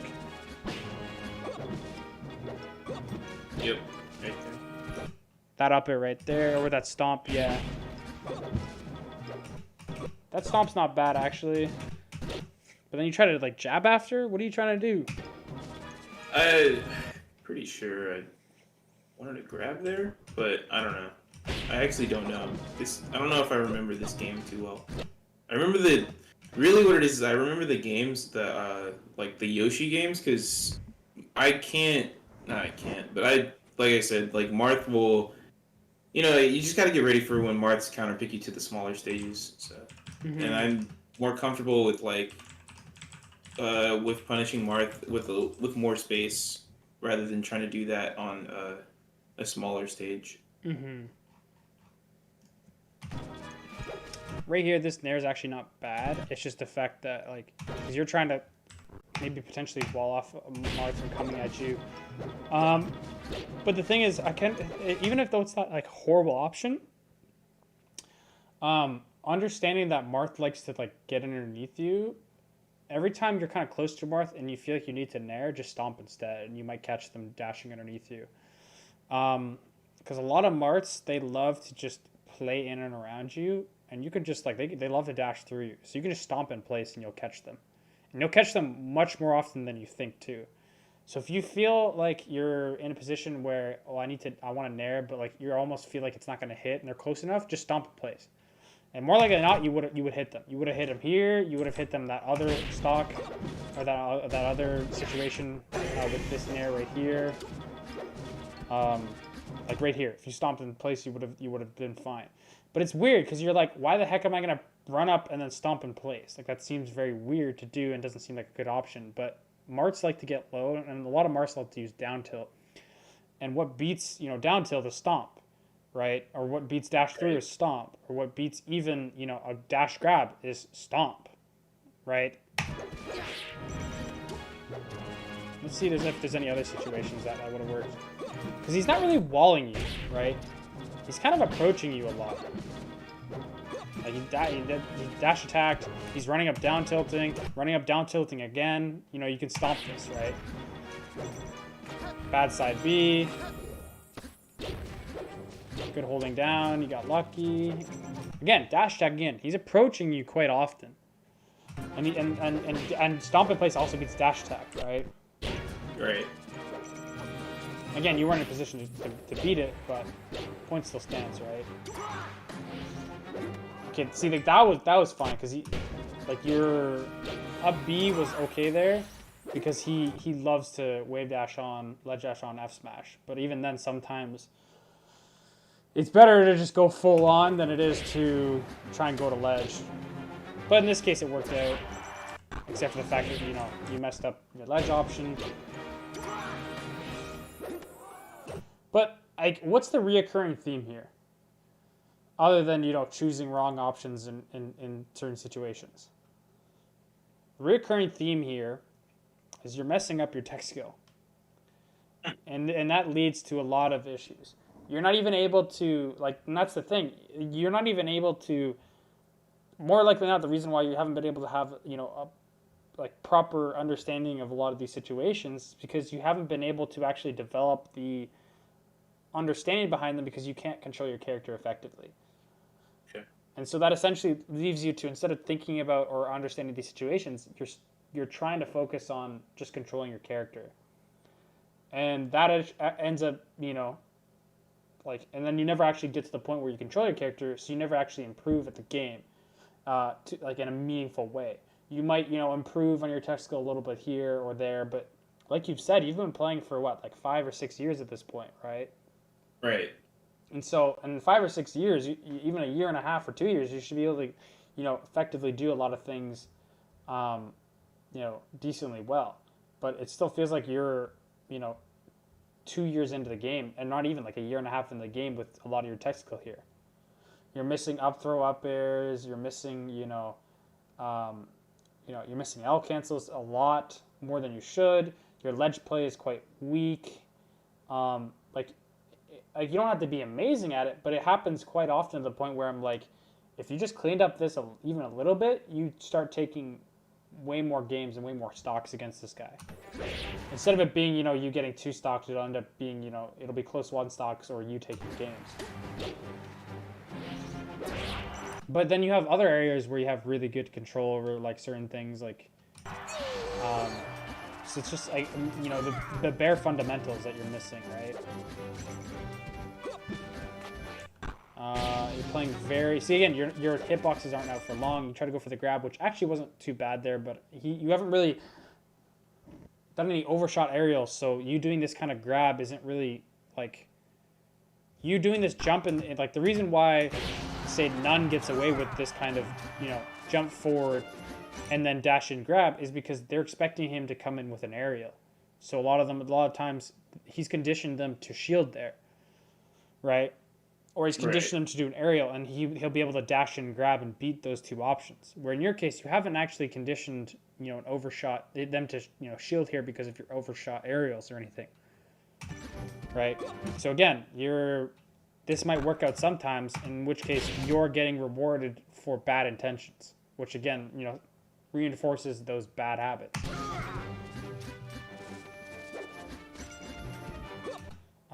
This stomp isn't out for that long. You don't cover anything. Your jab, again, that's another habit that I had for a while too, where you throw an aerial and you feel like they're going to come in, so you do a jab to catch them. But more likely not, most of the time, it doesn't really work out that well. Works out well just versus like Falcon only, but every other character doesn't really work out that well. Maybe Spaceys. But against Marth, he's just going to wait. Because he can. That's what he does. Just waits a little second and then it comes in. Again, you try to go for the jabs to cut him off, but he's not coming in with a grab. Again, instead of rolling like say away or like rolling in or whatever, you decide to jab, which you don't even know whether or not he's going to come in with a grab. So you're going with a more committal, like something that's more committal, the double jab, than just going for like a roll or going for, or whatever, right? Even just shielding to kind of see if they're going to run and grab again, and then the next time do, the double jab or whatever, right? But in this case, you go for the highly committal option, which obviously gets beat by this nair. And because you're just assuming, and again, this is kind of the framework where I talked about before, where like a lot of Marths will like to, do a forward throw and then immediately do another forward throw, right? Like that's kind of like the average option that most Marths will do. But you kind of have to, in my case, what I would have done is I would have just waited or I would have rolled. I would have rolled immediately away. In that case, he has to punish the roll instead of, double jabs. Okay. And at least I'll get punished. They have to look for the roll. So at least they have to make them work harder and they have to grab that roll. But at best, if they go for a nair there, the nair is not going to hit because I can hold down. Or if they go for, the grab, their grab's going to miss, right? So, right. But even then, you DIing away like you did, I'm pretty sure you could even, let me see. You're far enough away where you don't even have to throw anything because you were able to DI away, which in this case, you don't even have to roll. You're far enough away where Marth can't actually run up and grab you again. So what you could do is you could just dash away, or you could even just like hold CC down if you think they're going to nair or anything. But you go for the one option where even grab potentially could have beaten these double jabs, depending on how he went about doing it. So, essentially, what I'm trying to get at is just chill. Just chill a little bit. It's fine to just chill, and if you're not going to chill, then roll. Which, again, isn't probably the best thing to do, but it worked there. And you didn't really get punished too hard for it, either. And not only that, but it gave you the ability to punish him because you got a sour spot dare. And, well, the stomp wasn't the greatest because he's already shielding, but it worked out because he jumped at a shield. And again, you could probably hold down here, and you probably could have gotten a punish off of it. Remember, you can always try to hold down more. Because you could have definitely gotten a CC into, or an ASDI down into a grab here, like dash back grab. Said you go for a stomp, which, like, it worked because he jumped at a shield, but honestly you should have gone probably shield grab for this. You go for a knee, which is your too low percent, unless you do it like instantly, like stomp, instant knee, which you didn't do. So if you're gonna do stomp, you have to, or if you're gonna do knee after the stomp at low percent or decently low percent, you're gonna have to do instant knee. Like, it has to be stomp, instant knee, like as fast as possible, because you get a with knee like this, right? Yeah, and man, I think it's just the with that stomp instant knee, it's tech skill errors. And I swear to God, when do I feel like they just never stay. Nothing ever stays fresh, or it feels like that. Yeah. At least. Everything feels like you have to work at it and kind of like get back into the motions and whatnot, but yeah, it never ever ever feels. Yeah, I know what you mean. And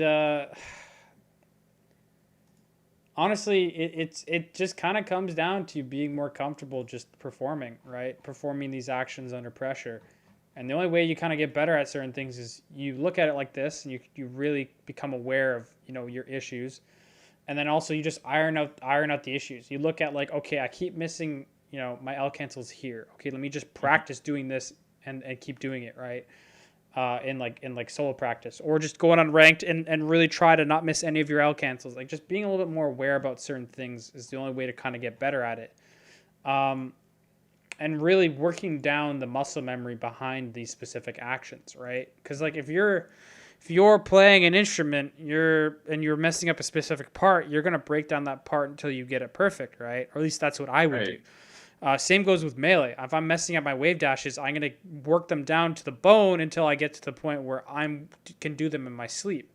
And if I can't do them in my sleep, then, I try to understand why I'm not able to do them as consistently, and I try to figure it out. And I look at my video of me playing, and I look at, it's because I'm not giving, I keep doing like a wave dash, and I keep, messing up the angle, or I keep pressing R too soon, so I get a shield instead of, whatever, right? Like, it's all about understanding where you're going wrong and ironing out the details. And like, that's the only way to really get to the point where you feel like everything is fresh. You know what I mean? Where everything kind of just works. Because the entire game's movement. If you want to play a game where, you can get away with worse movement, then you can play not a fighting game, because even in other fighting games, you have to have your bread and butter combos down, and that's essentially just having specific fundamental movements down.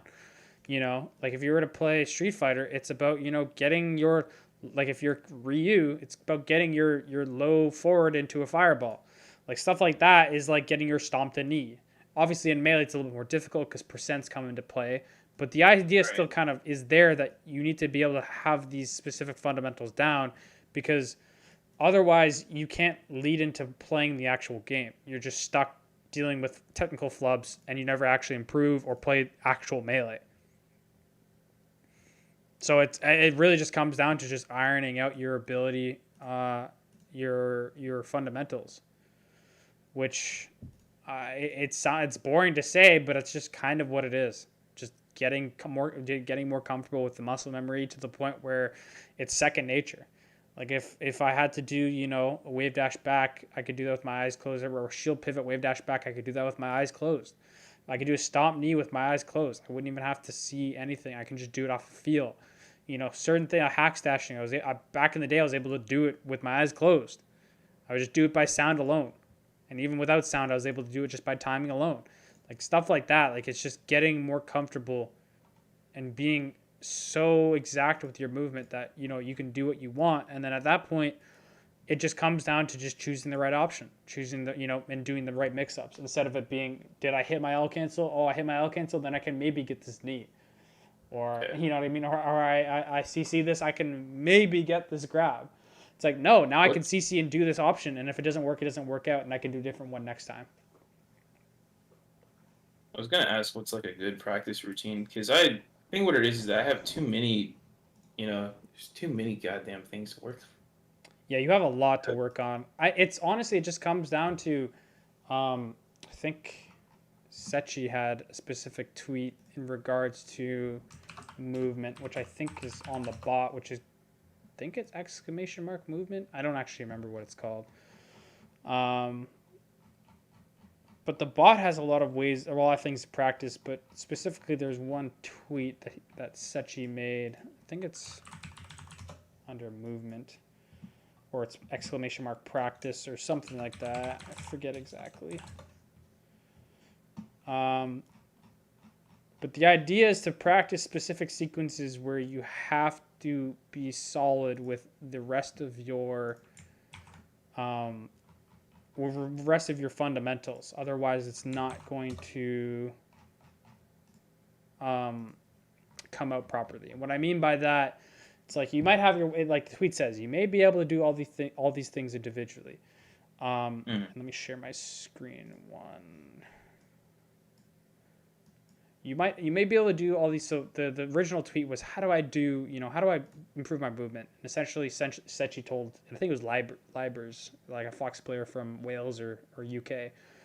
And he says, I already told you, look at every movement of a top player piece by piece and recreate it yourself. Think of it like training in regular fighting games where you improve at a few execution strings and make you better at all the rest. Essentially, like I was talking about with like low forward into fireball, right? And he gives an example of it with this clip, which I'll share, change my screens in a second. You can't see it, but the VOD review can.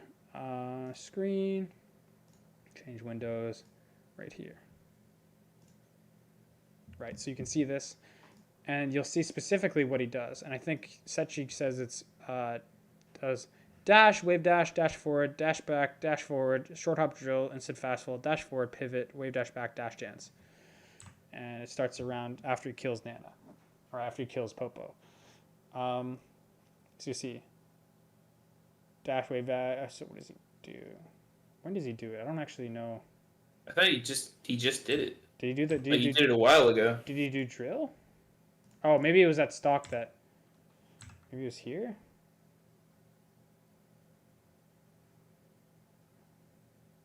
Did he say drill or what did he say? Oh wait. He did he's talking about in between the stocks. Yeah. So even in between the stocks. So Hax does like drill, pivots, wave dash back, dash dance, dash back, like stuff like that. Like if you can do that, like, and then all it is when you hit somebody, it just changes the timing a little bit, right? On hit's different than whiff, right? But the idea is still there, right? You're practicing, like that's what Hax does. Like that's why Hax is so good. Hax has spent goddamn tens of thousands of hours on his tech skill. That's why he's so clean. This guy has spent literally probably double or triple or even quadruple or even quintuple the amount of time that I've probably spent playing this game just on practicing tech skill alone. And it shows, right? He's practiced so much and he's broken it down so much to the point where he's consistent to like a crazy degree. I don't know if you've ever played with Hax, but the guy's a literal robot. He will only go for options. He'll only go for options that are like frame perfect. He'll be like, I got to do this. And that's what he chooses to do that. Like a lot of players will make compromises. Hax does not make compromises. The guy will only play the game frame perfectly if he can. You should see, I do have some hacks, Slippy vibes. But it was weird. I thought it would be worse. What? Playing against hacks. It was bad, but he plays in a way that like it's almost like he's so rigid to a fault. It's it's to a fault 100%. And like his neutral isn't that good, but his punish and his edge guards are really good. So if like I when I look at him, like if I just don't get shined or I don't give him a punish, then I can do really well versus him. If I don't get off stage badly, then I can beat him. But like he's the kind of player where like if you give him an inch, he'll take a mile. Yeah, Yeah. Yeah. Yeah. So, Yeah. but anyways, yeah. So essentially, you've got to work on like, yeah, look at what they do and practice what they do. Now, this was specifically targeted to, you know, um,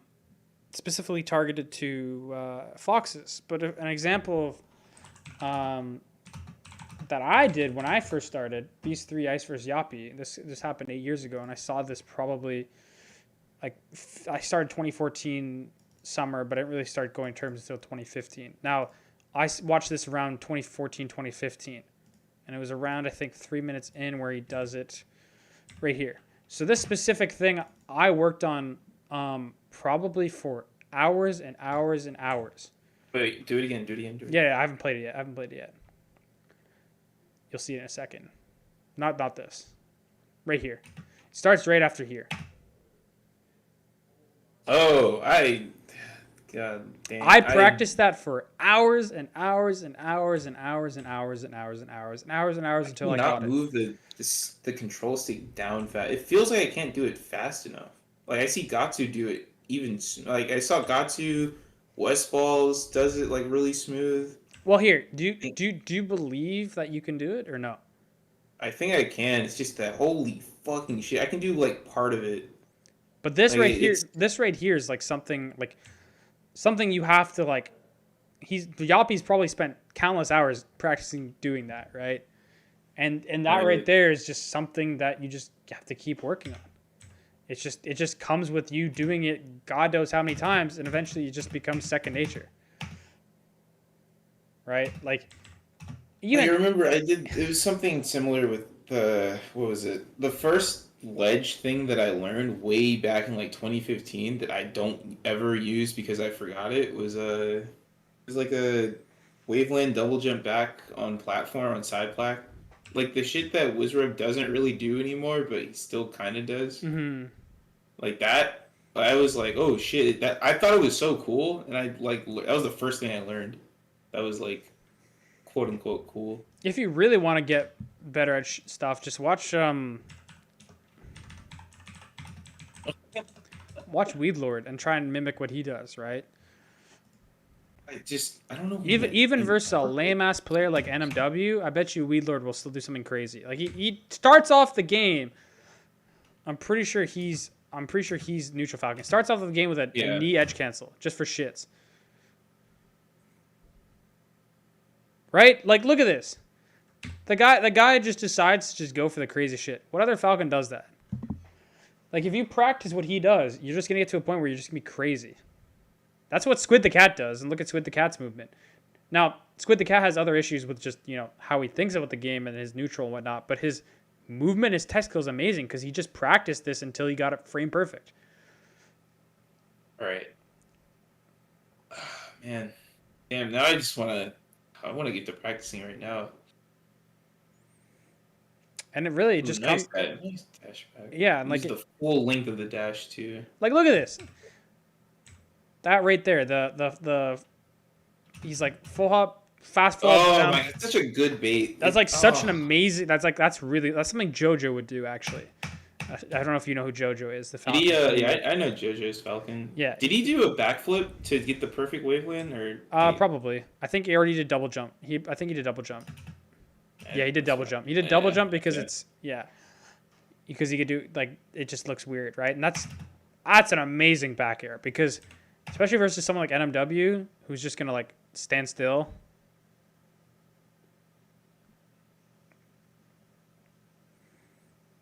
Right? And he does it again, and it works. Like, just you messing around with this kind of stuff, right? Getting comfortable with just doing dumb shit like this, it all works into itself eventually.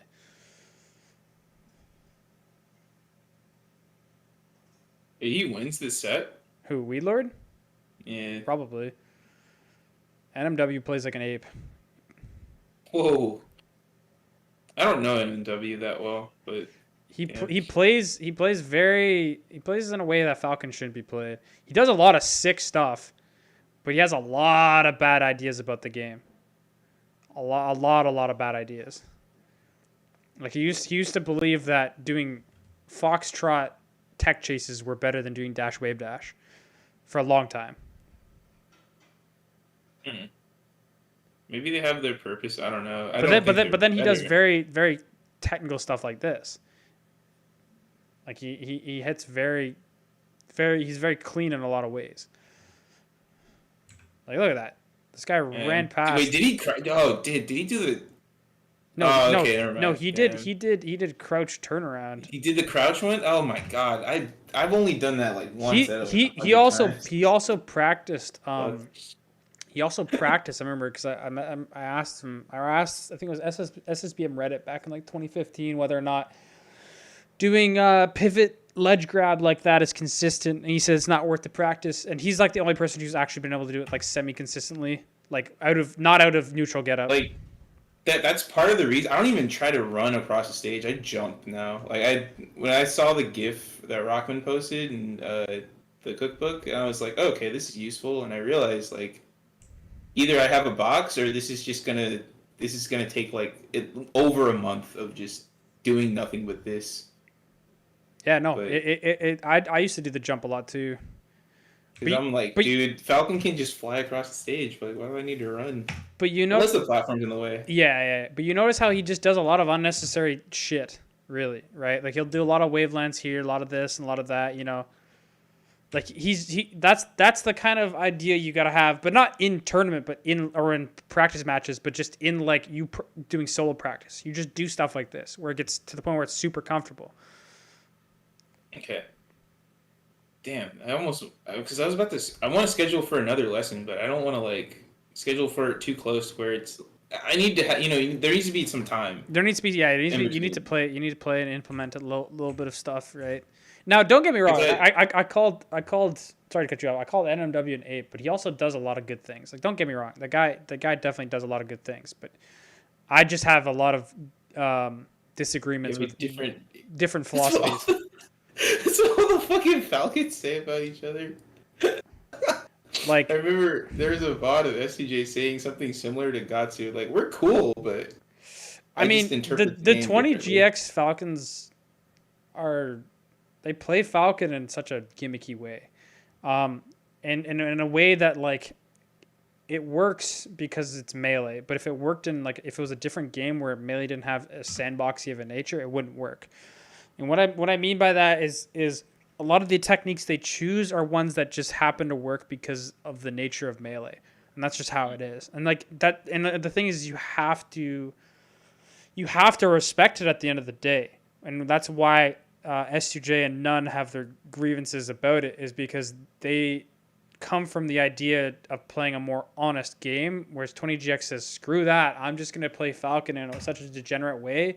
And it works, so I don't care. Wait, whoa! I mean, they don't. I don't think they do it that much though. Like in the earlier days, it's pretty valid. But like, I think nowadays, I think what it is that Sechi and Rockman have like, kind of taken that role as the, quote unquote 20GX.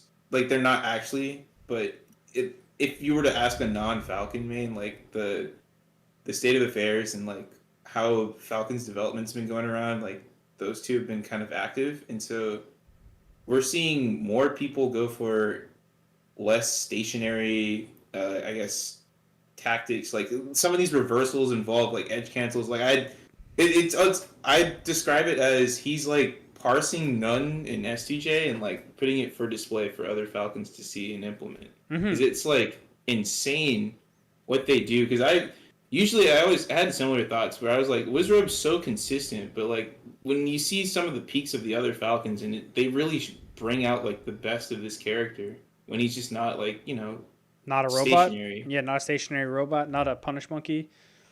Like, but it's fine to have that insane punish, but at the same time, like, dude, there were just moments where I'd see Wizrobe like he lost to Chillin' Dude one time, or he lost to like RK, and I just. Like, if the conditions aren't right for this guy, then he's kind of screwed. Yep. Otherwise, he'll get his punish off pretty well. And I'm like, sometimes you got to be able to improvise, like make big plays. And at that time, I mean, I think he's gotten exceptionally better at making plays like that. But, that was like 2016, 2017 when I was watching him. And I was still like you said, I was trying to emulate his style because I was like, this is clearly this is the guy who's beating Hungrybox, because I saw him. Yeah, he beat Hungrybox. He got Pizza King to like game 5. I was like, all right, cool. This is the guy, huh? And so I like immediately shifted my focus on Wizrobe's style, and I was like, clearly this is how Falcon gets his money. But I don't know. It's neither here nor there these days. I kind of feel like like I don't want to get like too stuck on this, but basically, if it works, it works, and I shouldn't like think of like options as this is the best, but I should think of it as like in this scenario, it either worked or it didn't work well. Like you said, also investigating like ever since I've been taking notes, investigating like different approaches is also helpful because you don't want to get stuck in one mindset, one way of thinking of how to approach it, and that's what I've like. That's my thing. I really want to focus and work on is just being more cognizant and not falling into, like you said, these rhythmic or habits of me like immediately trying to scrap with the Marth when I'm like already in a disadvantaged state, or like not staggering my next move in a very clever fashion. So Yeah. I definitely look at Weedlord to steal some of these little movement shenanigans, because honestly it does look effective. Like that. Like, the first thing he showed me where he came down with the back air off the top platform, it already, like, that rhythm, it just felt like he's going to come up with, like, a full hop and then immediately come down. But that simple waveland, like, already threw off your timing. Already threw off your timing, exactly, right? Just using all the resources, using everything, and just playing differently. That's all it is. And because it's such a, like you said, like, and don't get me wrong, like I said before, I don't agree with the philosophy or the ideas or the actions that a lot of Falcon players use, but that doesn't mean I don't respect it, right? Yeah, I have to respect it. If it works, If it works, it works, exactly. My whole philosophy behind playing Melee isn't that, you shouldn't play the way you want to play. It's more so that I personally feel like there are better things to do in order for you to improve and understand the game better than there are to do other things. That's why I advise people not to follow Wizrobe and follow other players. And that's why I also, disagreed with how NMW plays, because he's very static in that nature, right? He's very not static, but stationary, right? And very rigid, right? I don't like how rigid these 20GX and these, how NMW plays, right? I prefer the more fluid nature behind Falcon. And I find that also that helps you to actually express, or not express, but to perform and show Falcon what Falcon's truly capable of doing, right? When you're very rigid, you can't necessarily show the capabilities of the character. And it really didn't take, it literally took until none to show, what this character is really capable of. Johnny showed a lot of it. Wizzy showed the other half of it, but none was really the guy to come out and be like, this is what you can do with this character. And people are like, holy shit, you can do this with this character? Like, I remember 2014 and 2015 when he started getting a name for himself. Mm-hmm. People were like, holy shit, you can do this? This is possible with the character? Like, people literally were questioning, like was this even, like, possible? Right? Like, they're like, holy shit, I had no clue this was possible whatsoever. And it's because it took someone who didn't, play a very rigid play style. It took someone who was very, free form. Just, oh man, because every time I think about it, I'm like, really? I just think that you got to get in where you fit in with the playstyle argument. Because I swear to God, I used to hate it because, and first of all, I'm not even qualified to really talk about it. So like, what the fuck do I know? Like, honestly, but then like I see like some effectiveness of literally falling back on RTCing someone to get them to like 70, not really 70, more like 40 or 50%, and then like you can create an opening and they die because you're Falcon, mm-hmm. versus like grab into read and then immediately throwing away that opportunity. Because, like, I see the value in going for that. But then, like, I also see the value in fucking running off stage, or not running off stage, but, like, setting up with, like, a wall jump, or, like, a wall jump edge guard instead of just, like, opting to wait for the character to like come back to stage, where you can just get rid of the stock a bit quicker, and also throw off like when they thought you were just gonna approach them anyway. Like it is literally you gotta get it when you can like feel out the situation, but like I have no feel for that, you know. Mm-hmm. No, It's just and like I said, that comes down to the fact that you can't control your character effectively yet. yeah, yeah.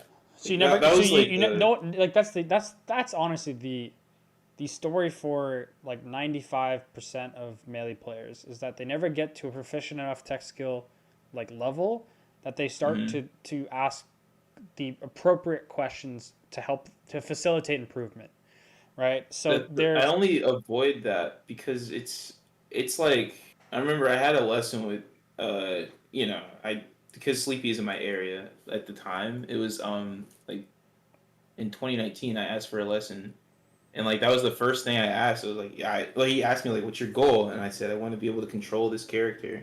And he's like, well, it's gonna be too open. He was basically the reason why I avoid like sharing that is because it's so that's a never ending journey, you know. mm-hmm. Like you'll I'll never like have the I'm pretty sure no one really has like as much control, so much control over the character that they'll never make a single technical error mistake again, or whatever input they have will not be an undesired input of some sort, you know, Yeah. like that.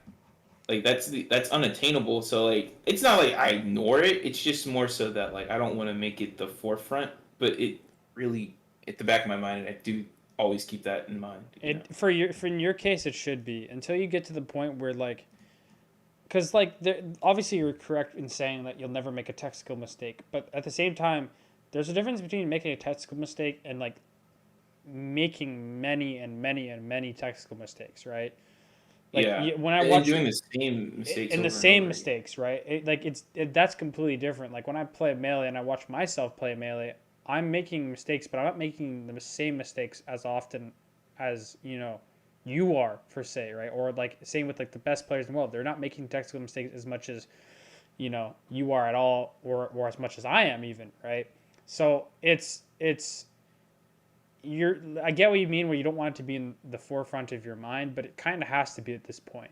You've come this far in your career, you have to start focusing on controlling your character effectively, and that just comes down to just practicing like the movement strings and getting down to the point where like you have to just fall in love with moving around with the character to the point where it's just obnoxious. You know what I mean?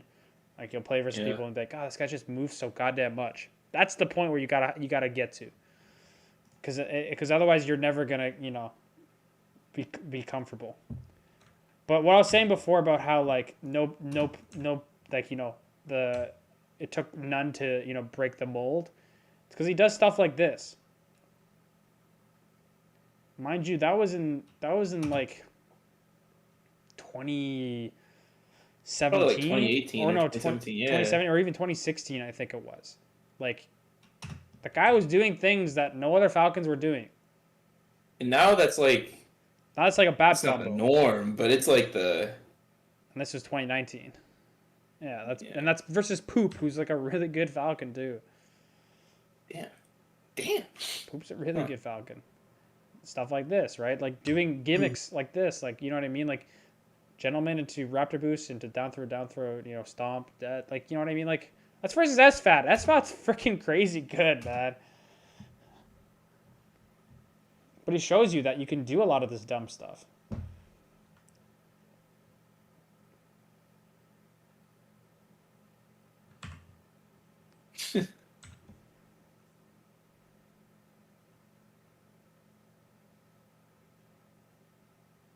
Right? And that's just like effective. It just works. This works, man. And it's It fun. just works. It's funny because like he was the only Falcon to ever do like bare knee. Like everyone in Nicaragua, like he would say, would do the same shit he's doing. Maybe not as well as he was doing, but like they could all do it. Like and it's crazy because it's like he was doing stuff that was difficult in UCF, like this back air to knee. He's doing on non UCF, and he's getting it consistently, and he's just destroying. Like it's crazy because no one ever, and that's the thing, because now people do like DI where this doesn't work, right? But before, people would be DIing in hard or even SDIing because of the fact that like, well, they got a bear. What's Falcon gonna get off of it? And he's like, this is what you can do.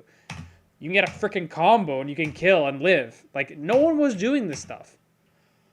Not Wizzy, not Johnny, not Scar, no one. Or stuff like that. No one was doing this stuff. Maybe Lord, but like no one knows who Lord is. And Lord didn't play, competitively as much as, he didn't travel as much. Or like shit like this. This was in 2017. Like, yeah, that's just wacky. It's just crazy. The guy's just a nut. This was, I think, 2017 as well. That's 2017. Yeah, like Jesus Christ. Yeah, November. So with Crush, like the guy's in like it's just crazy. That's how dated this is. It's got Crush and he's laughing. That's how old it is. Mike Hayes, when he was like overweight, now he's lean as hell. Old net play. But anyways. I don't know what we were talking about, but we kind of just got sidetracked. Really just was talking, I guess it was just talking about just being more consistent. Wait, can I get a couple games before we close? Yeah, for sure. I'm down to play. All right. Yeah, 100%. Let me switch my screens first. Okay. Yeah, for sure. My tags, what is it? Mine's, I think you should still have mine. I don't know if you've played much, but you can like cycle through people you've direct connected with or whatever. Yeah. I might still be in there. I think you're still in mine. I don't direct connect that often, so. What was yours? Was yours R9? Yeah, it was R9. And then mine was Mateo 0. Versus Captain Falcon. Ready? Go!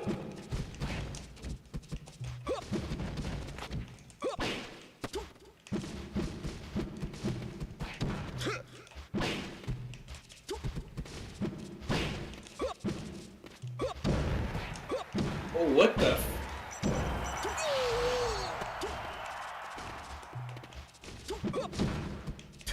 Oh.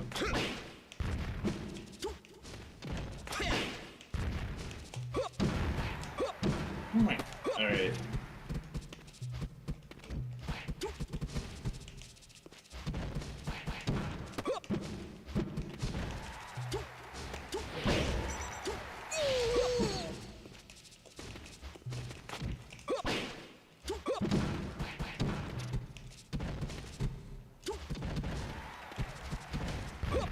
Man.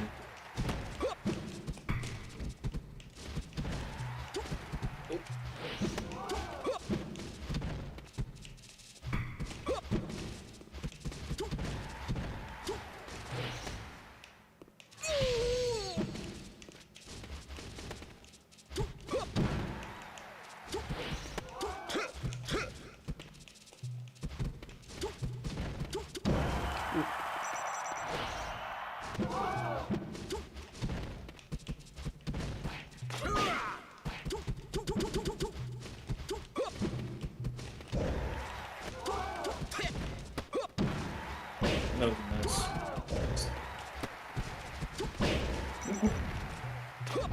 No. Oh.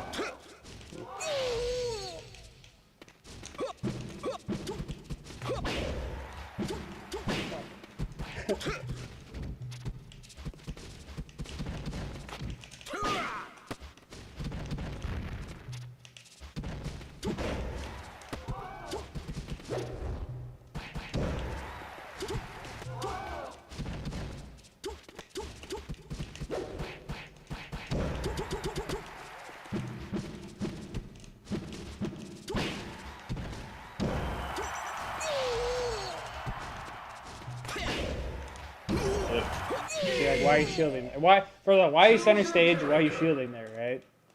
I thought you were gonna come down with a back air. Then why are you there? Yeah. Right? This is the things you got to be thinking about. versus Captain Falcon. Ready? Go!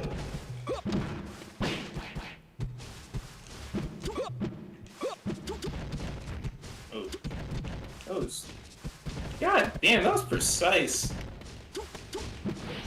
Oh my god. Okay. Alright, that was really nice.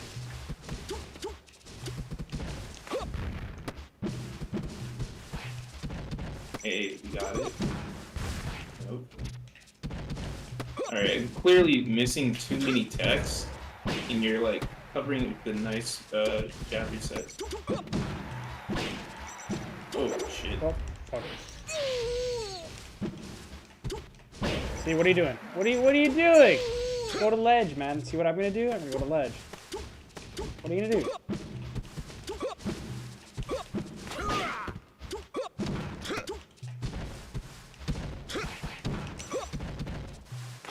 Oh.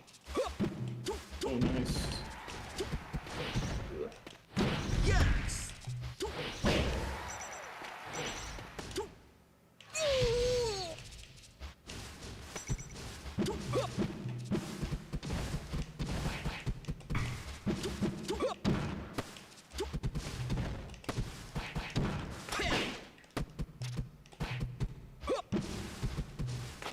No. It's like I miss every dash. Am I okay? If you miss a dash after an L cancel, are you just L canceling too late or too early or what? You miss a dash after an L cancel. It feels like I'm either If you're missing the dash. If you're missing a like, dash it's just- after an L cancel, you're dashing too soon. Okay. Most of the time, melee people are doing things too fast, and they're not doing it when they should. It's like, think of it like you're playing like feel like you're playing. Have you ever played Guitar Hero before? No. Have you? I know it's like a rhythm game. It's kind of like a rhythm game. Like, you're supposed to hit it at a specific timing, right? And most people do it too early. Like, they're pressing, they're strumming. Like, let's say you're playing Guitar Hero, you're strumming too soon, instead of just waiting for it to happen naturally. You know what I mean? You're trying to hit the notes too early instead of just kind of doing it fluidly when it's supposed to happen. Because that's most of the time people's issues. It's like, oh man, I got an L cancel. I'm gonna move as quick as I feel like I need to. But it's like, that's too fast. You're not even done. You're not even out of your landing leg, and you're trying to dash out of it. You know what I mean? True. Versus Captain Falcon. Ready? Go!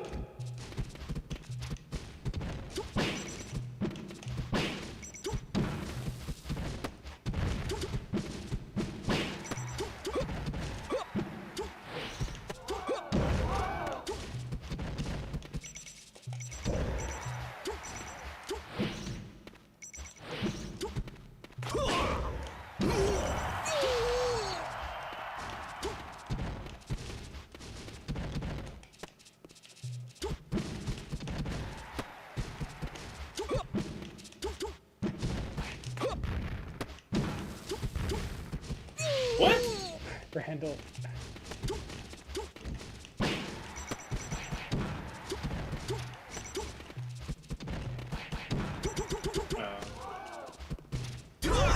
Oh shit! I didn't mean to roll there.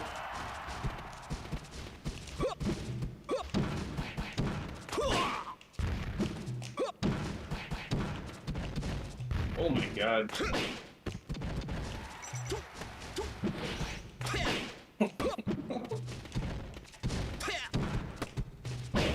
Does Shred like do way better than this? Like, I know he does, but like. Yeah. Shred's really good in the Falcon matchup. Ugh. Wow. Why you not grabbing ledge?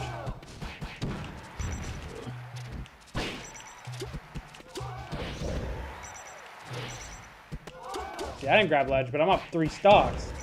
Is the difference. Alright. Choose your character versus Captain Falcon. But that's the thing, I always think about it, I'm like, if this person can do it, why can't I do it? You know what I mean? I always think about that. There's no reason why I can't learn to be able to do what these people are doing.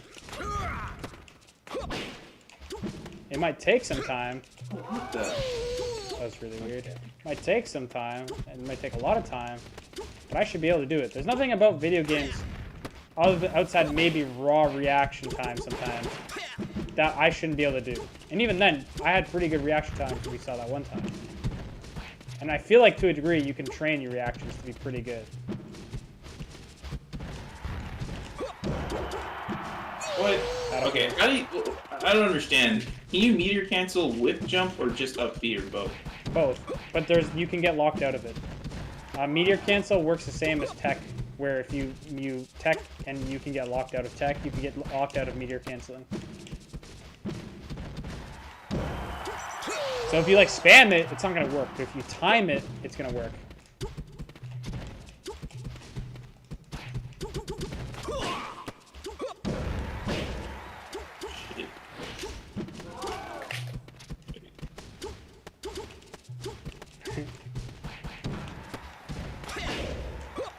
I'm trying to like deliberately just refresh the manual stuff. That's good.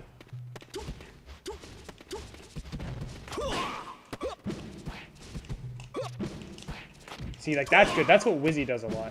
He'll just jab, and then he'll go in.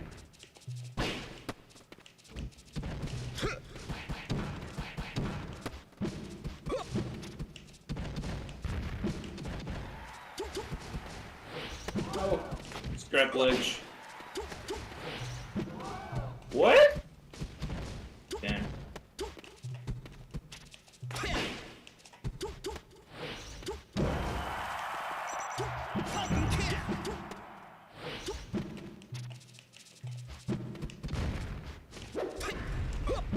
Oh. Dude, that was a stick! Oh my gosh, that was sick.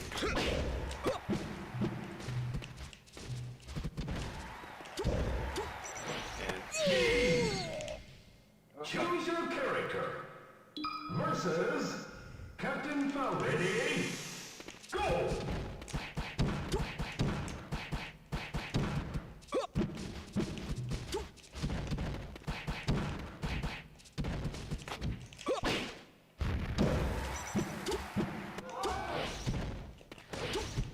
What? Wait, that was weird.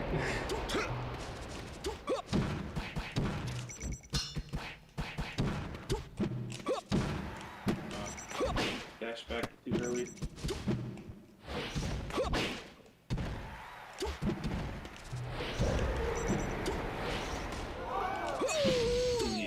Jump air dodge. Only once.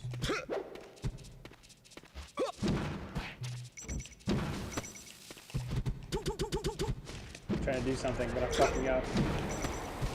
See, like, I fuck up things too, all the time, right? It's just... I don't let those mistakes fuck me up too much, you know?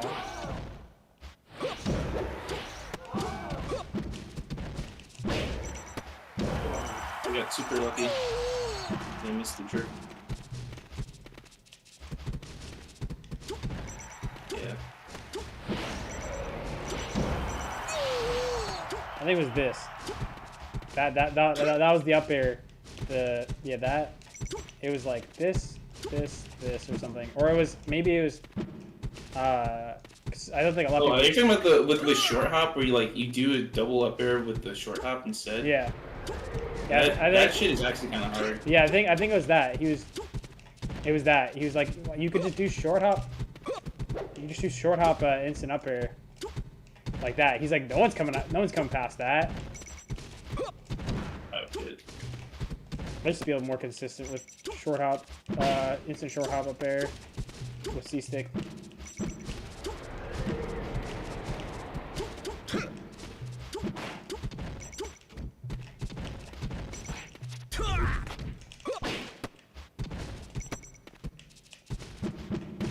What the? Oh.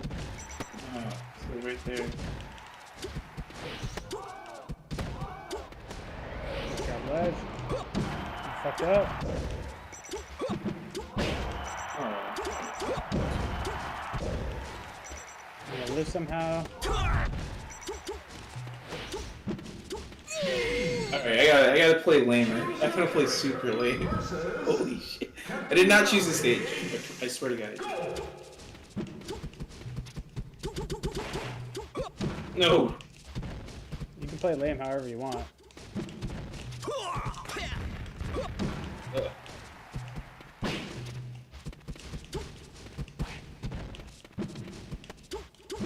Wait, refresh.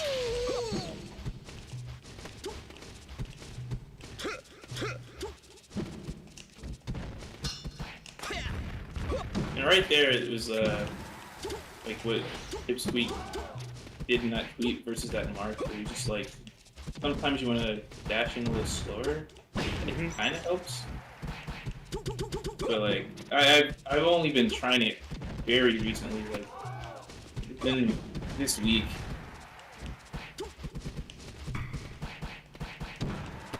Oh shit.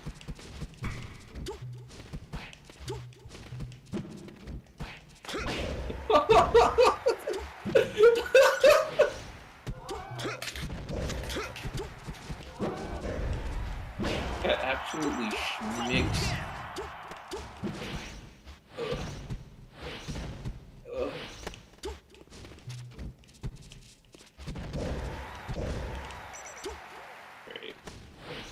Alright, we got to take one.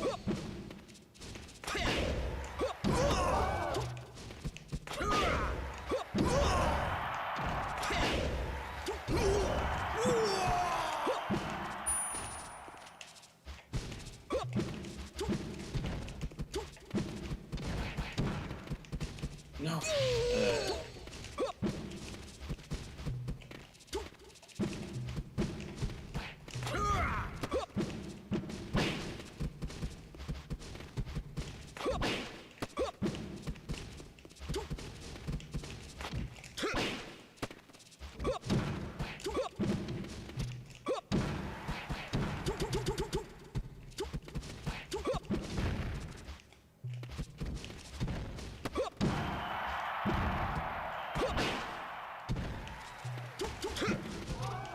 Hey, it worked.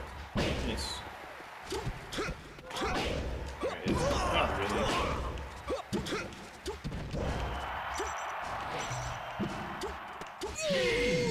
You can play lame however you want, but like the thing is, it's not like you're gonna beat somebody if you just play lamer.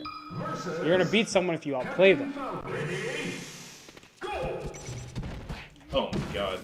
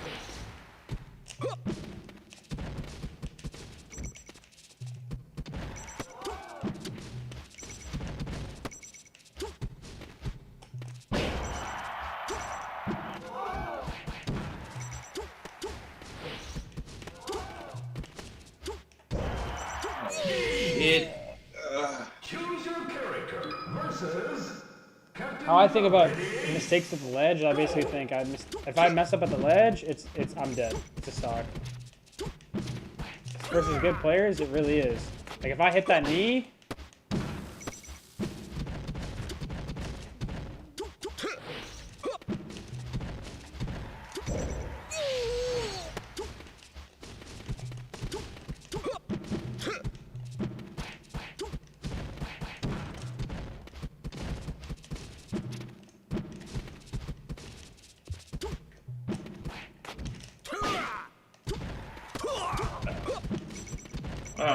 Wait, right there? Oops, that's not what I wanted. I'm moving too fast for my own good.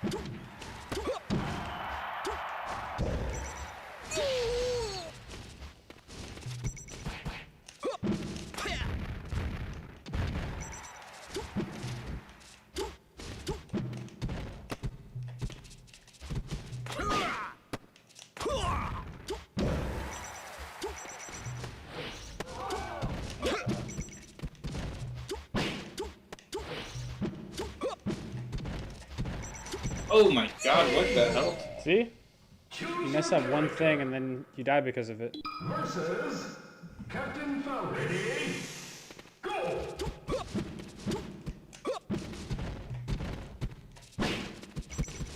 Oh shit. Ugh.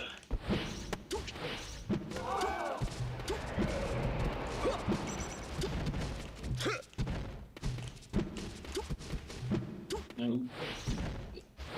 Yes. Oh, goodness. Maybe I'm just super nervous.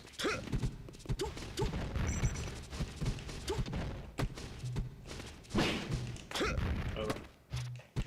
There's a controller issue right there. Sometimes just light shields. I think light shielding gives you more shield stun, right? Yeah, it does. Yes. Super lucky.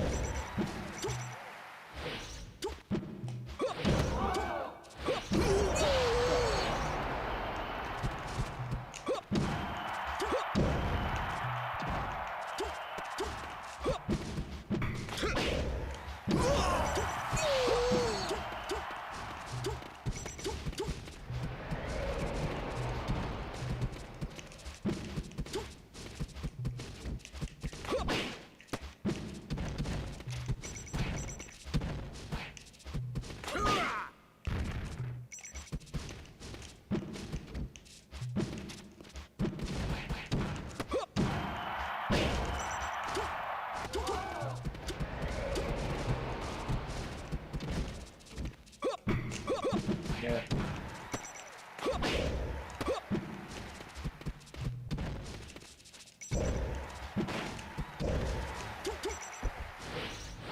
Yes.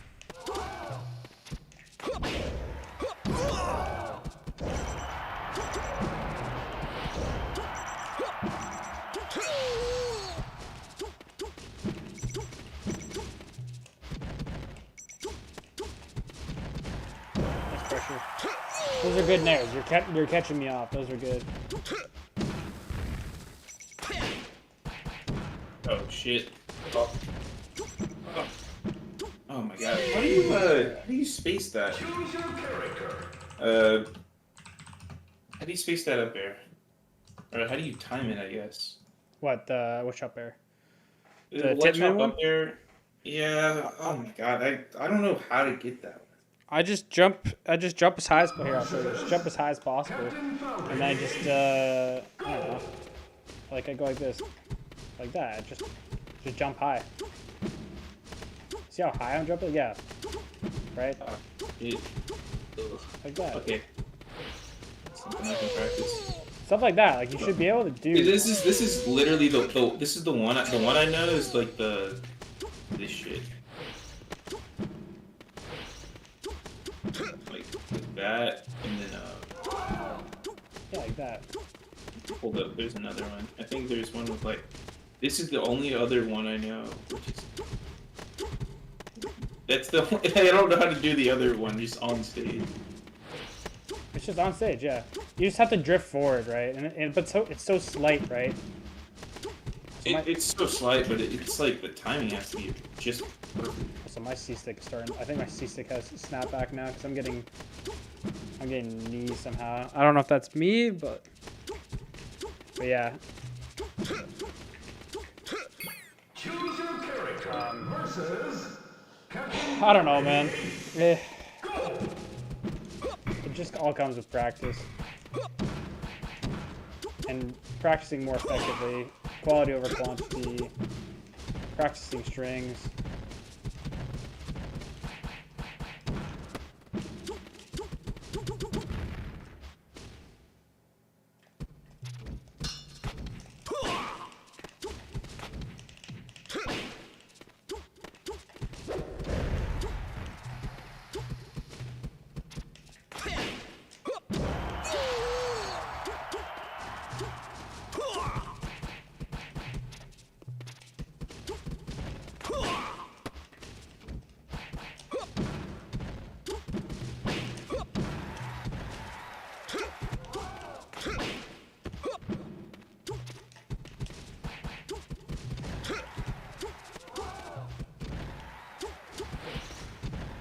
If you're gonna do the runoff nair, do runoff up there instead. You can sometimes scoop. So like you went like this.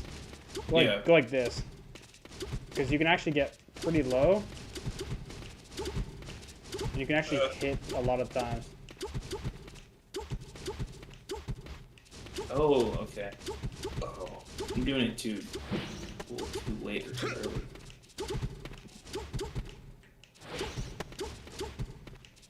But yeah.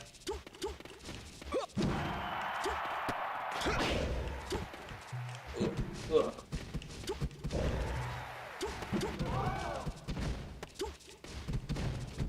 No. Like right there.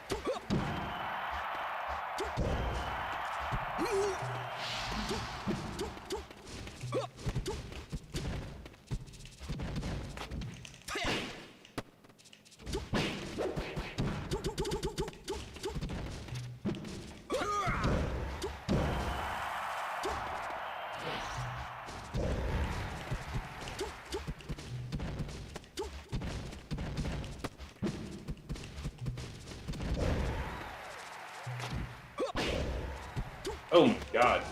See, like that should have been at least an up air.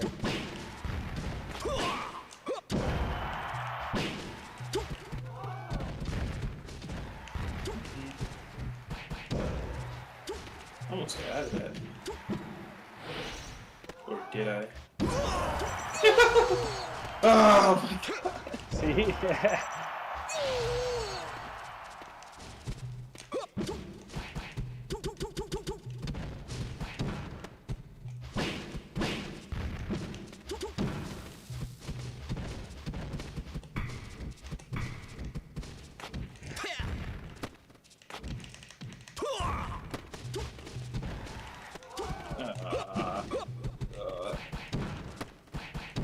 Oh. Yo! Oh, she's gonna have to build her dash at least.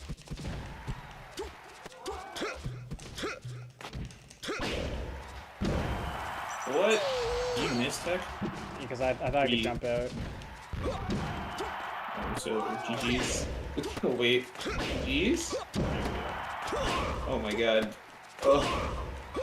Stop the bleeding. There's like no way. How do you... I gotta react to it.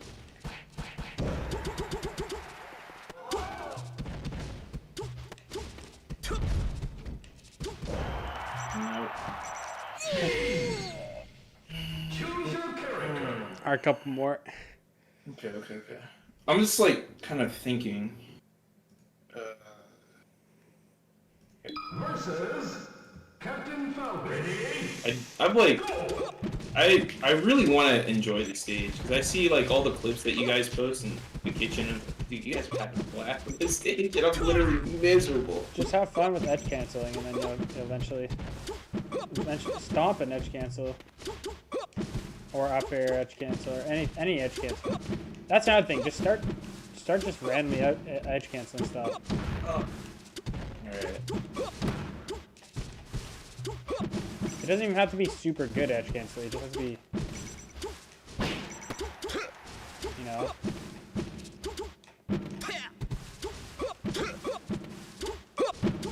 There we go. Wait. All right. Back to the match.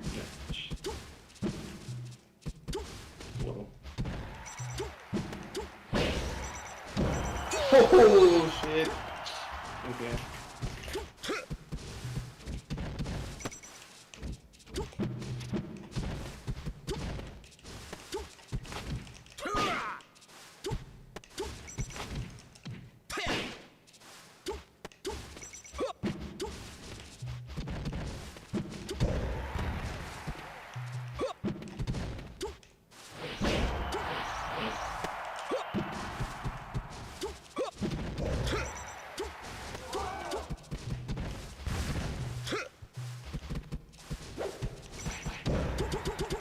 See if you got the gentleman. You would have been able to get the punish, and you probably would have killed me there. Gentleman knee, gentleman upper.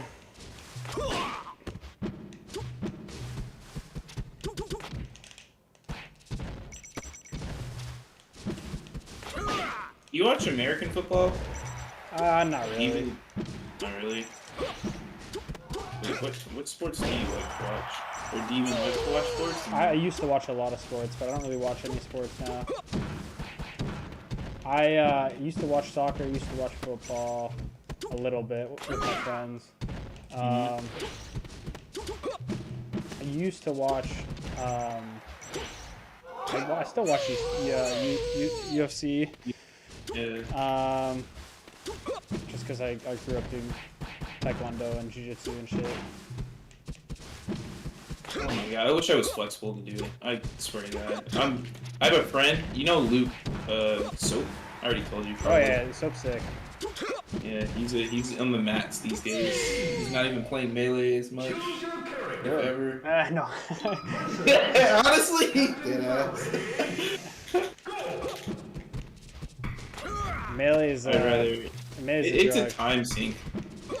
I've learned a lot though from it, which is good. It does have like good life lessons. Oh, 100% good life lessons. But I think a lot of people do more than what's necessary to improve in the game. Like, it just takes a bit of quality here, you know, a bit of time, and then just focusing, right? That's another thing. Like, when I'm playing Melee and I'm really trying to improve, I am not saying a word. I am thinking and I'm just playing the entire time. I don't say a single word. I'm just focused. Like right now, I'm not focused Melee. I'm teacher Melee. But I'm still able to do a lot of this. I'm able to look away. I'm able to, you know, control my character pretty well. It's basically an autopilot, but I'm able to do it. You know what I mean?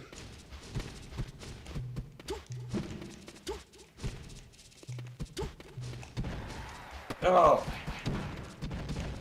No.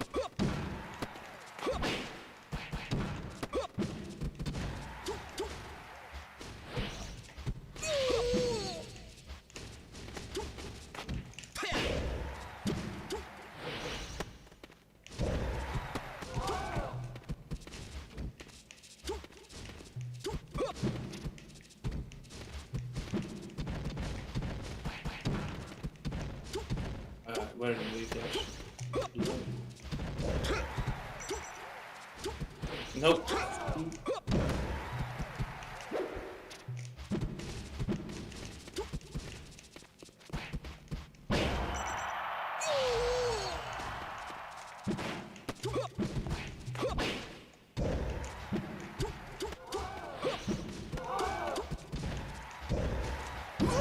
Damn, way too much unnecessary.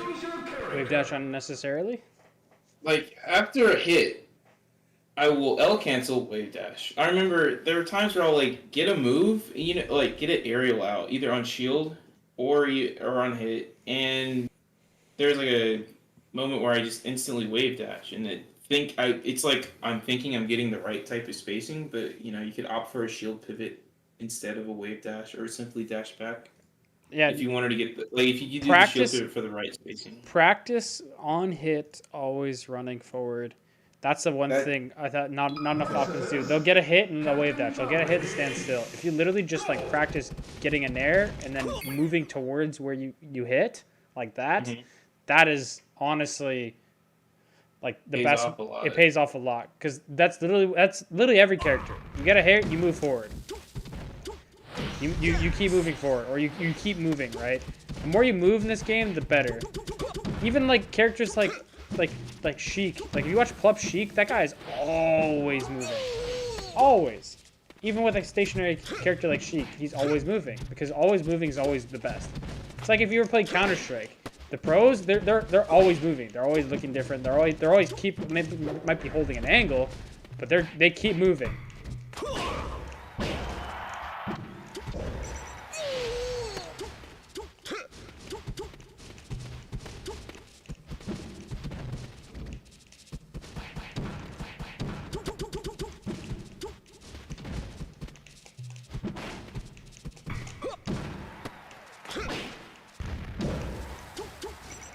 Got no DI. No DI. Oh shit.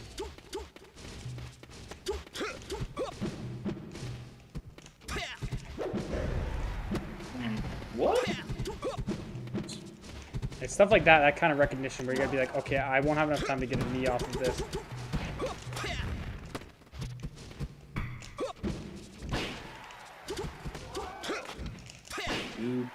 Nice forward throw. You're dead. Choose your character versus Alright, last one. Captain Last one. Falcon. Good stage. Good stage.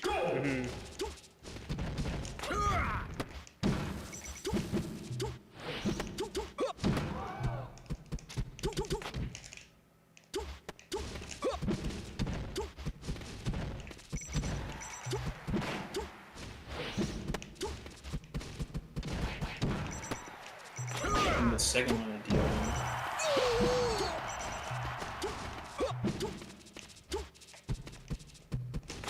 Bad in there. with.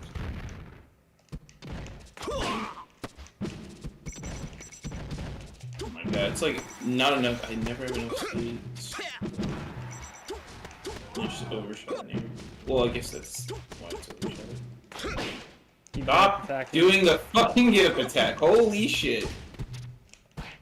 There we go. Ugh.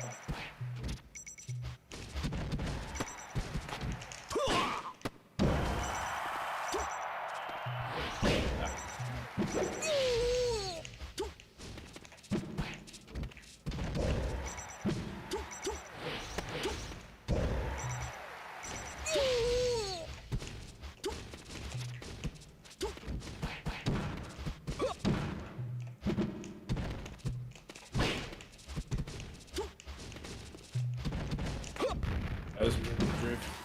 Oof.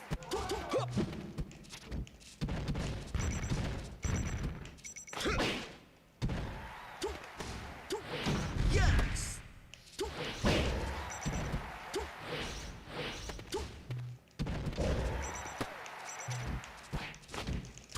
See, like that. That's good.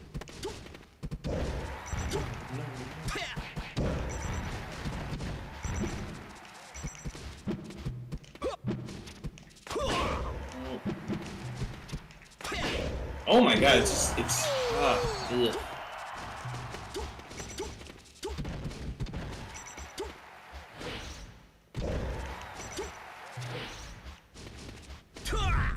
Oh, just like that.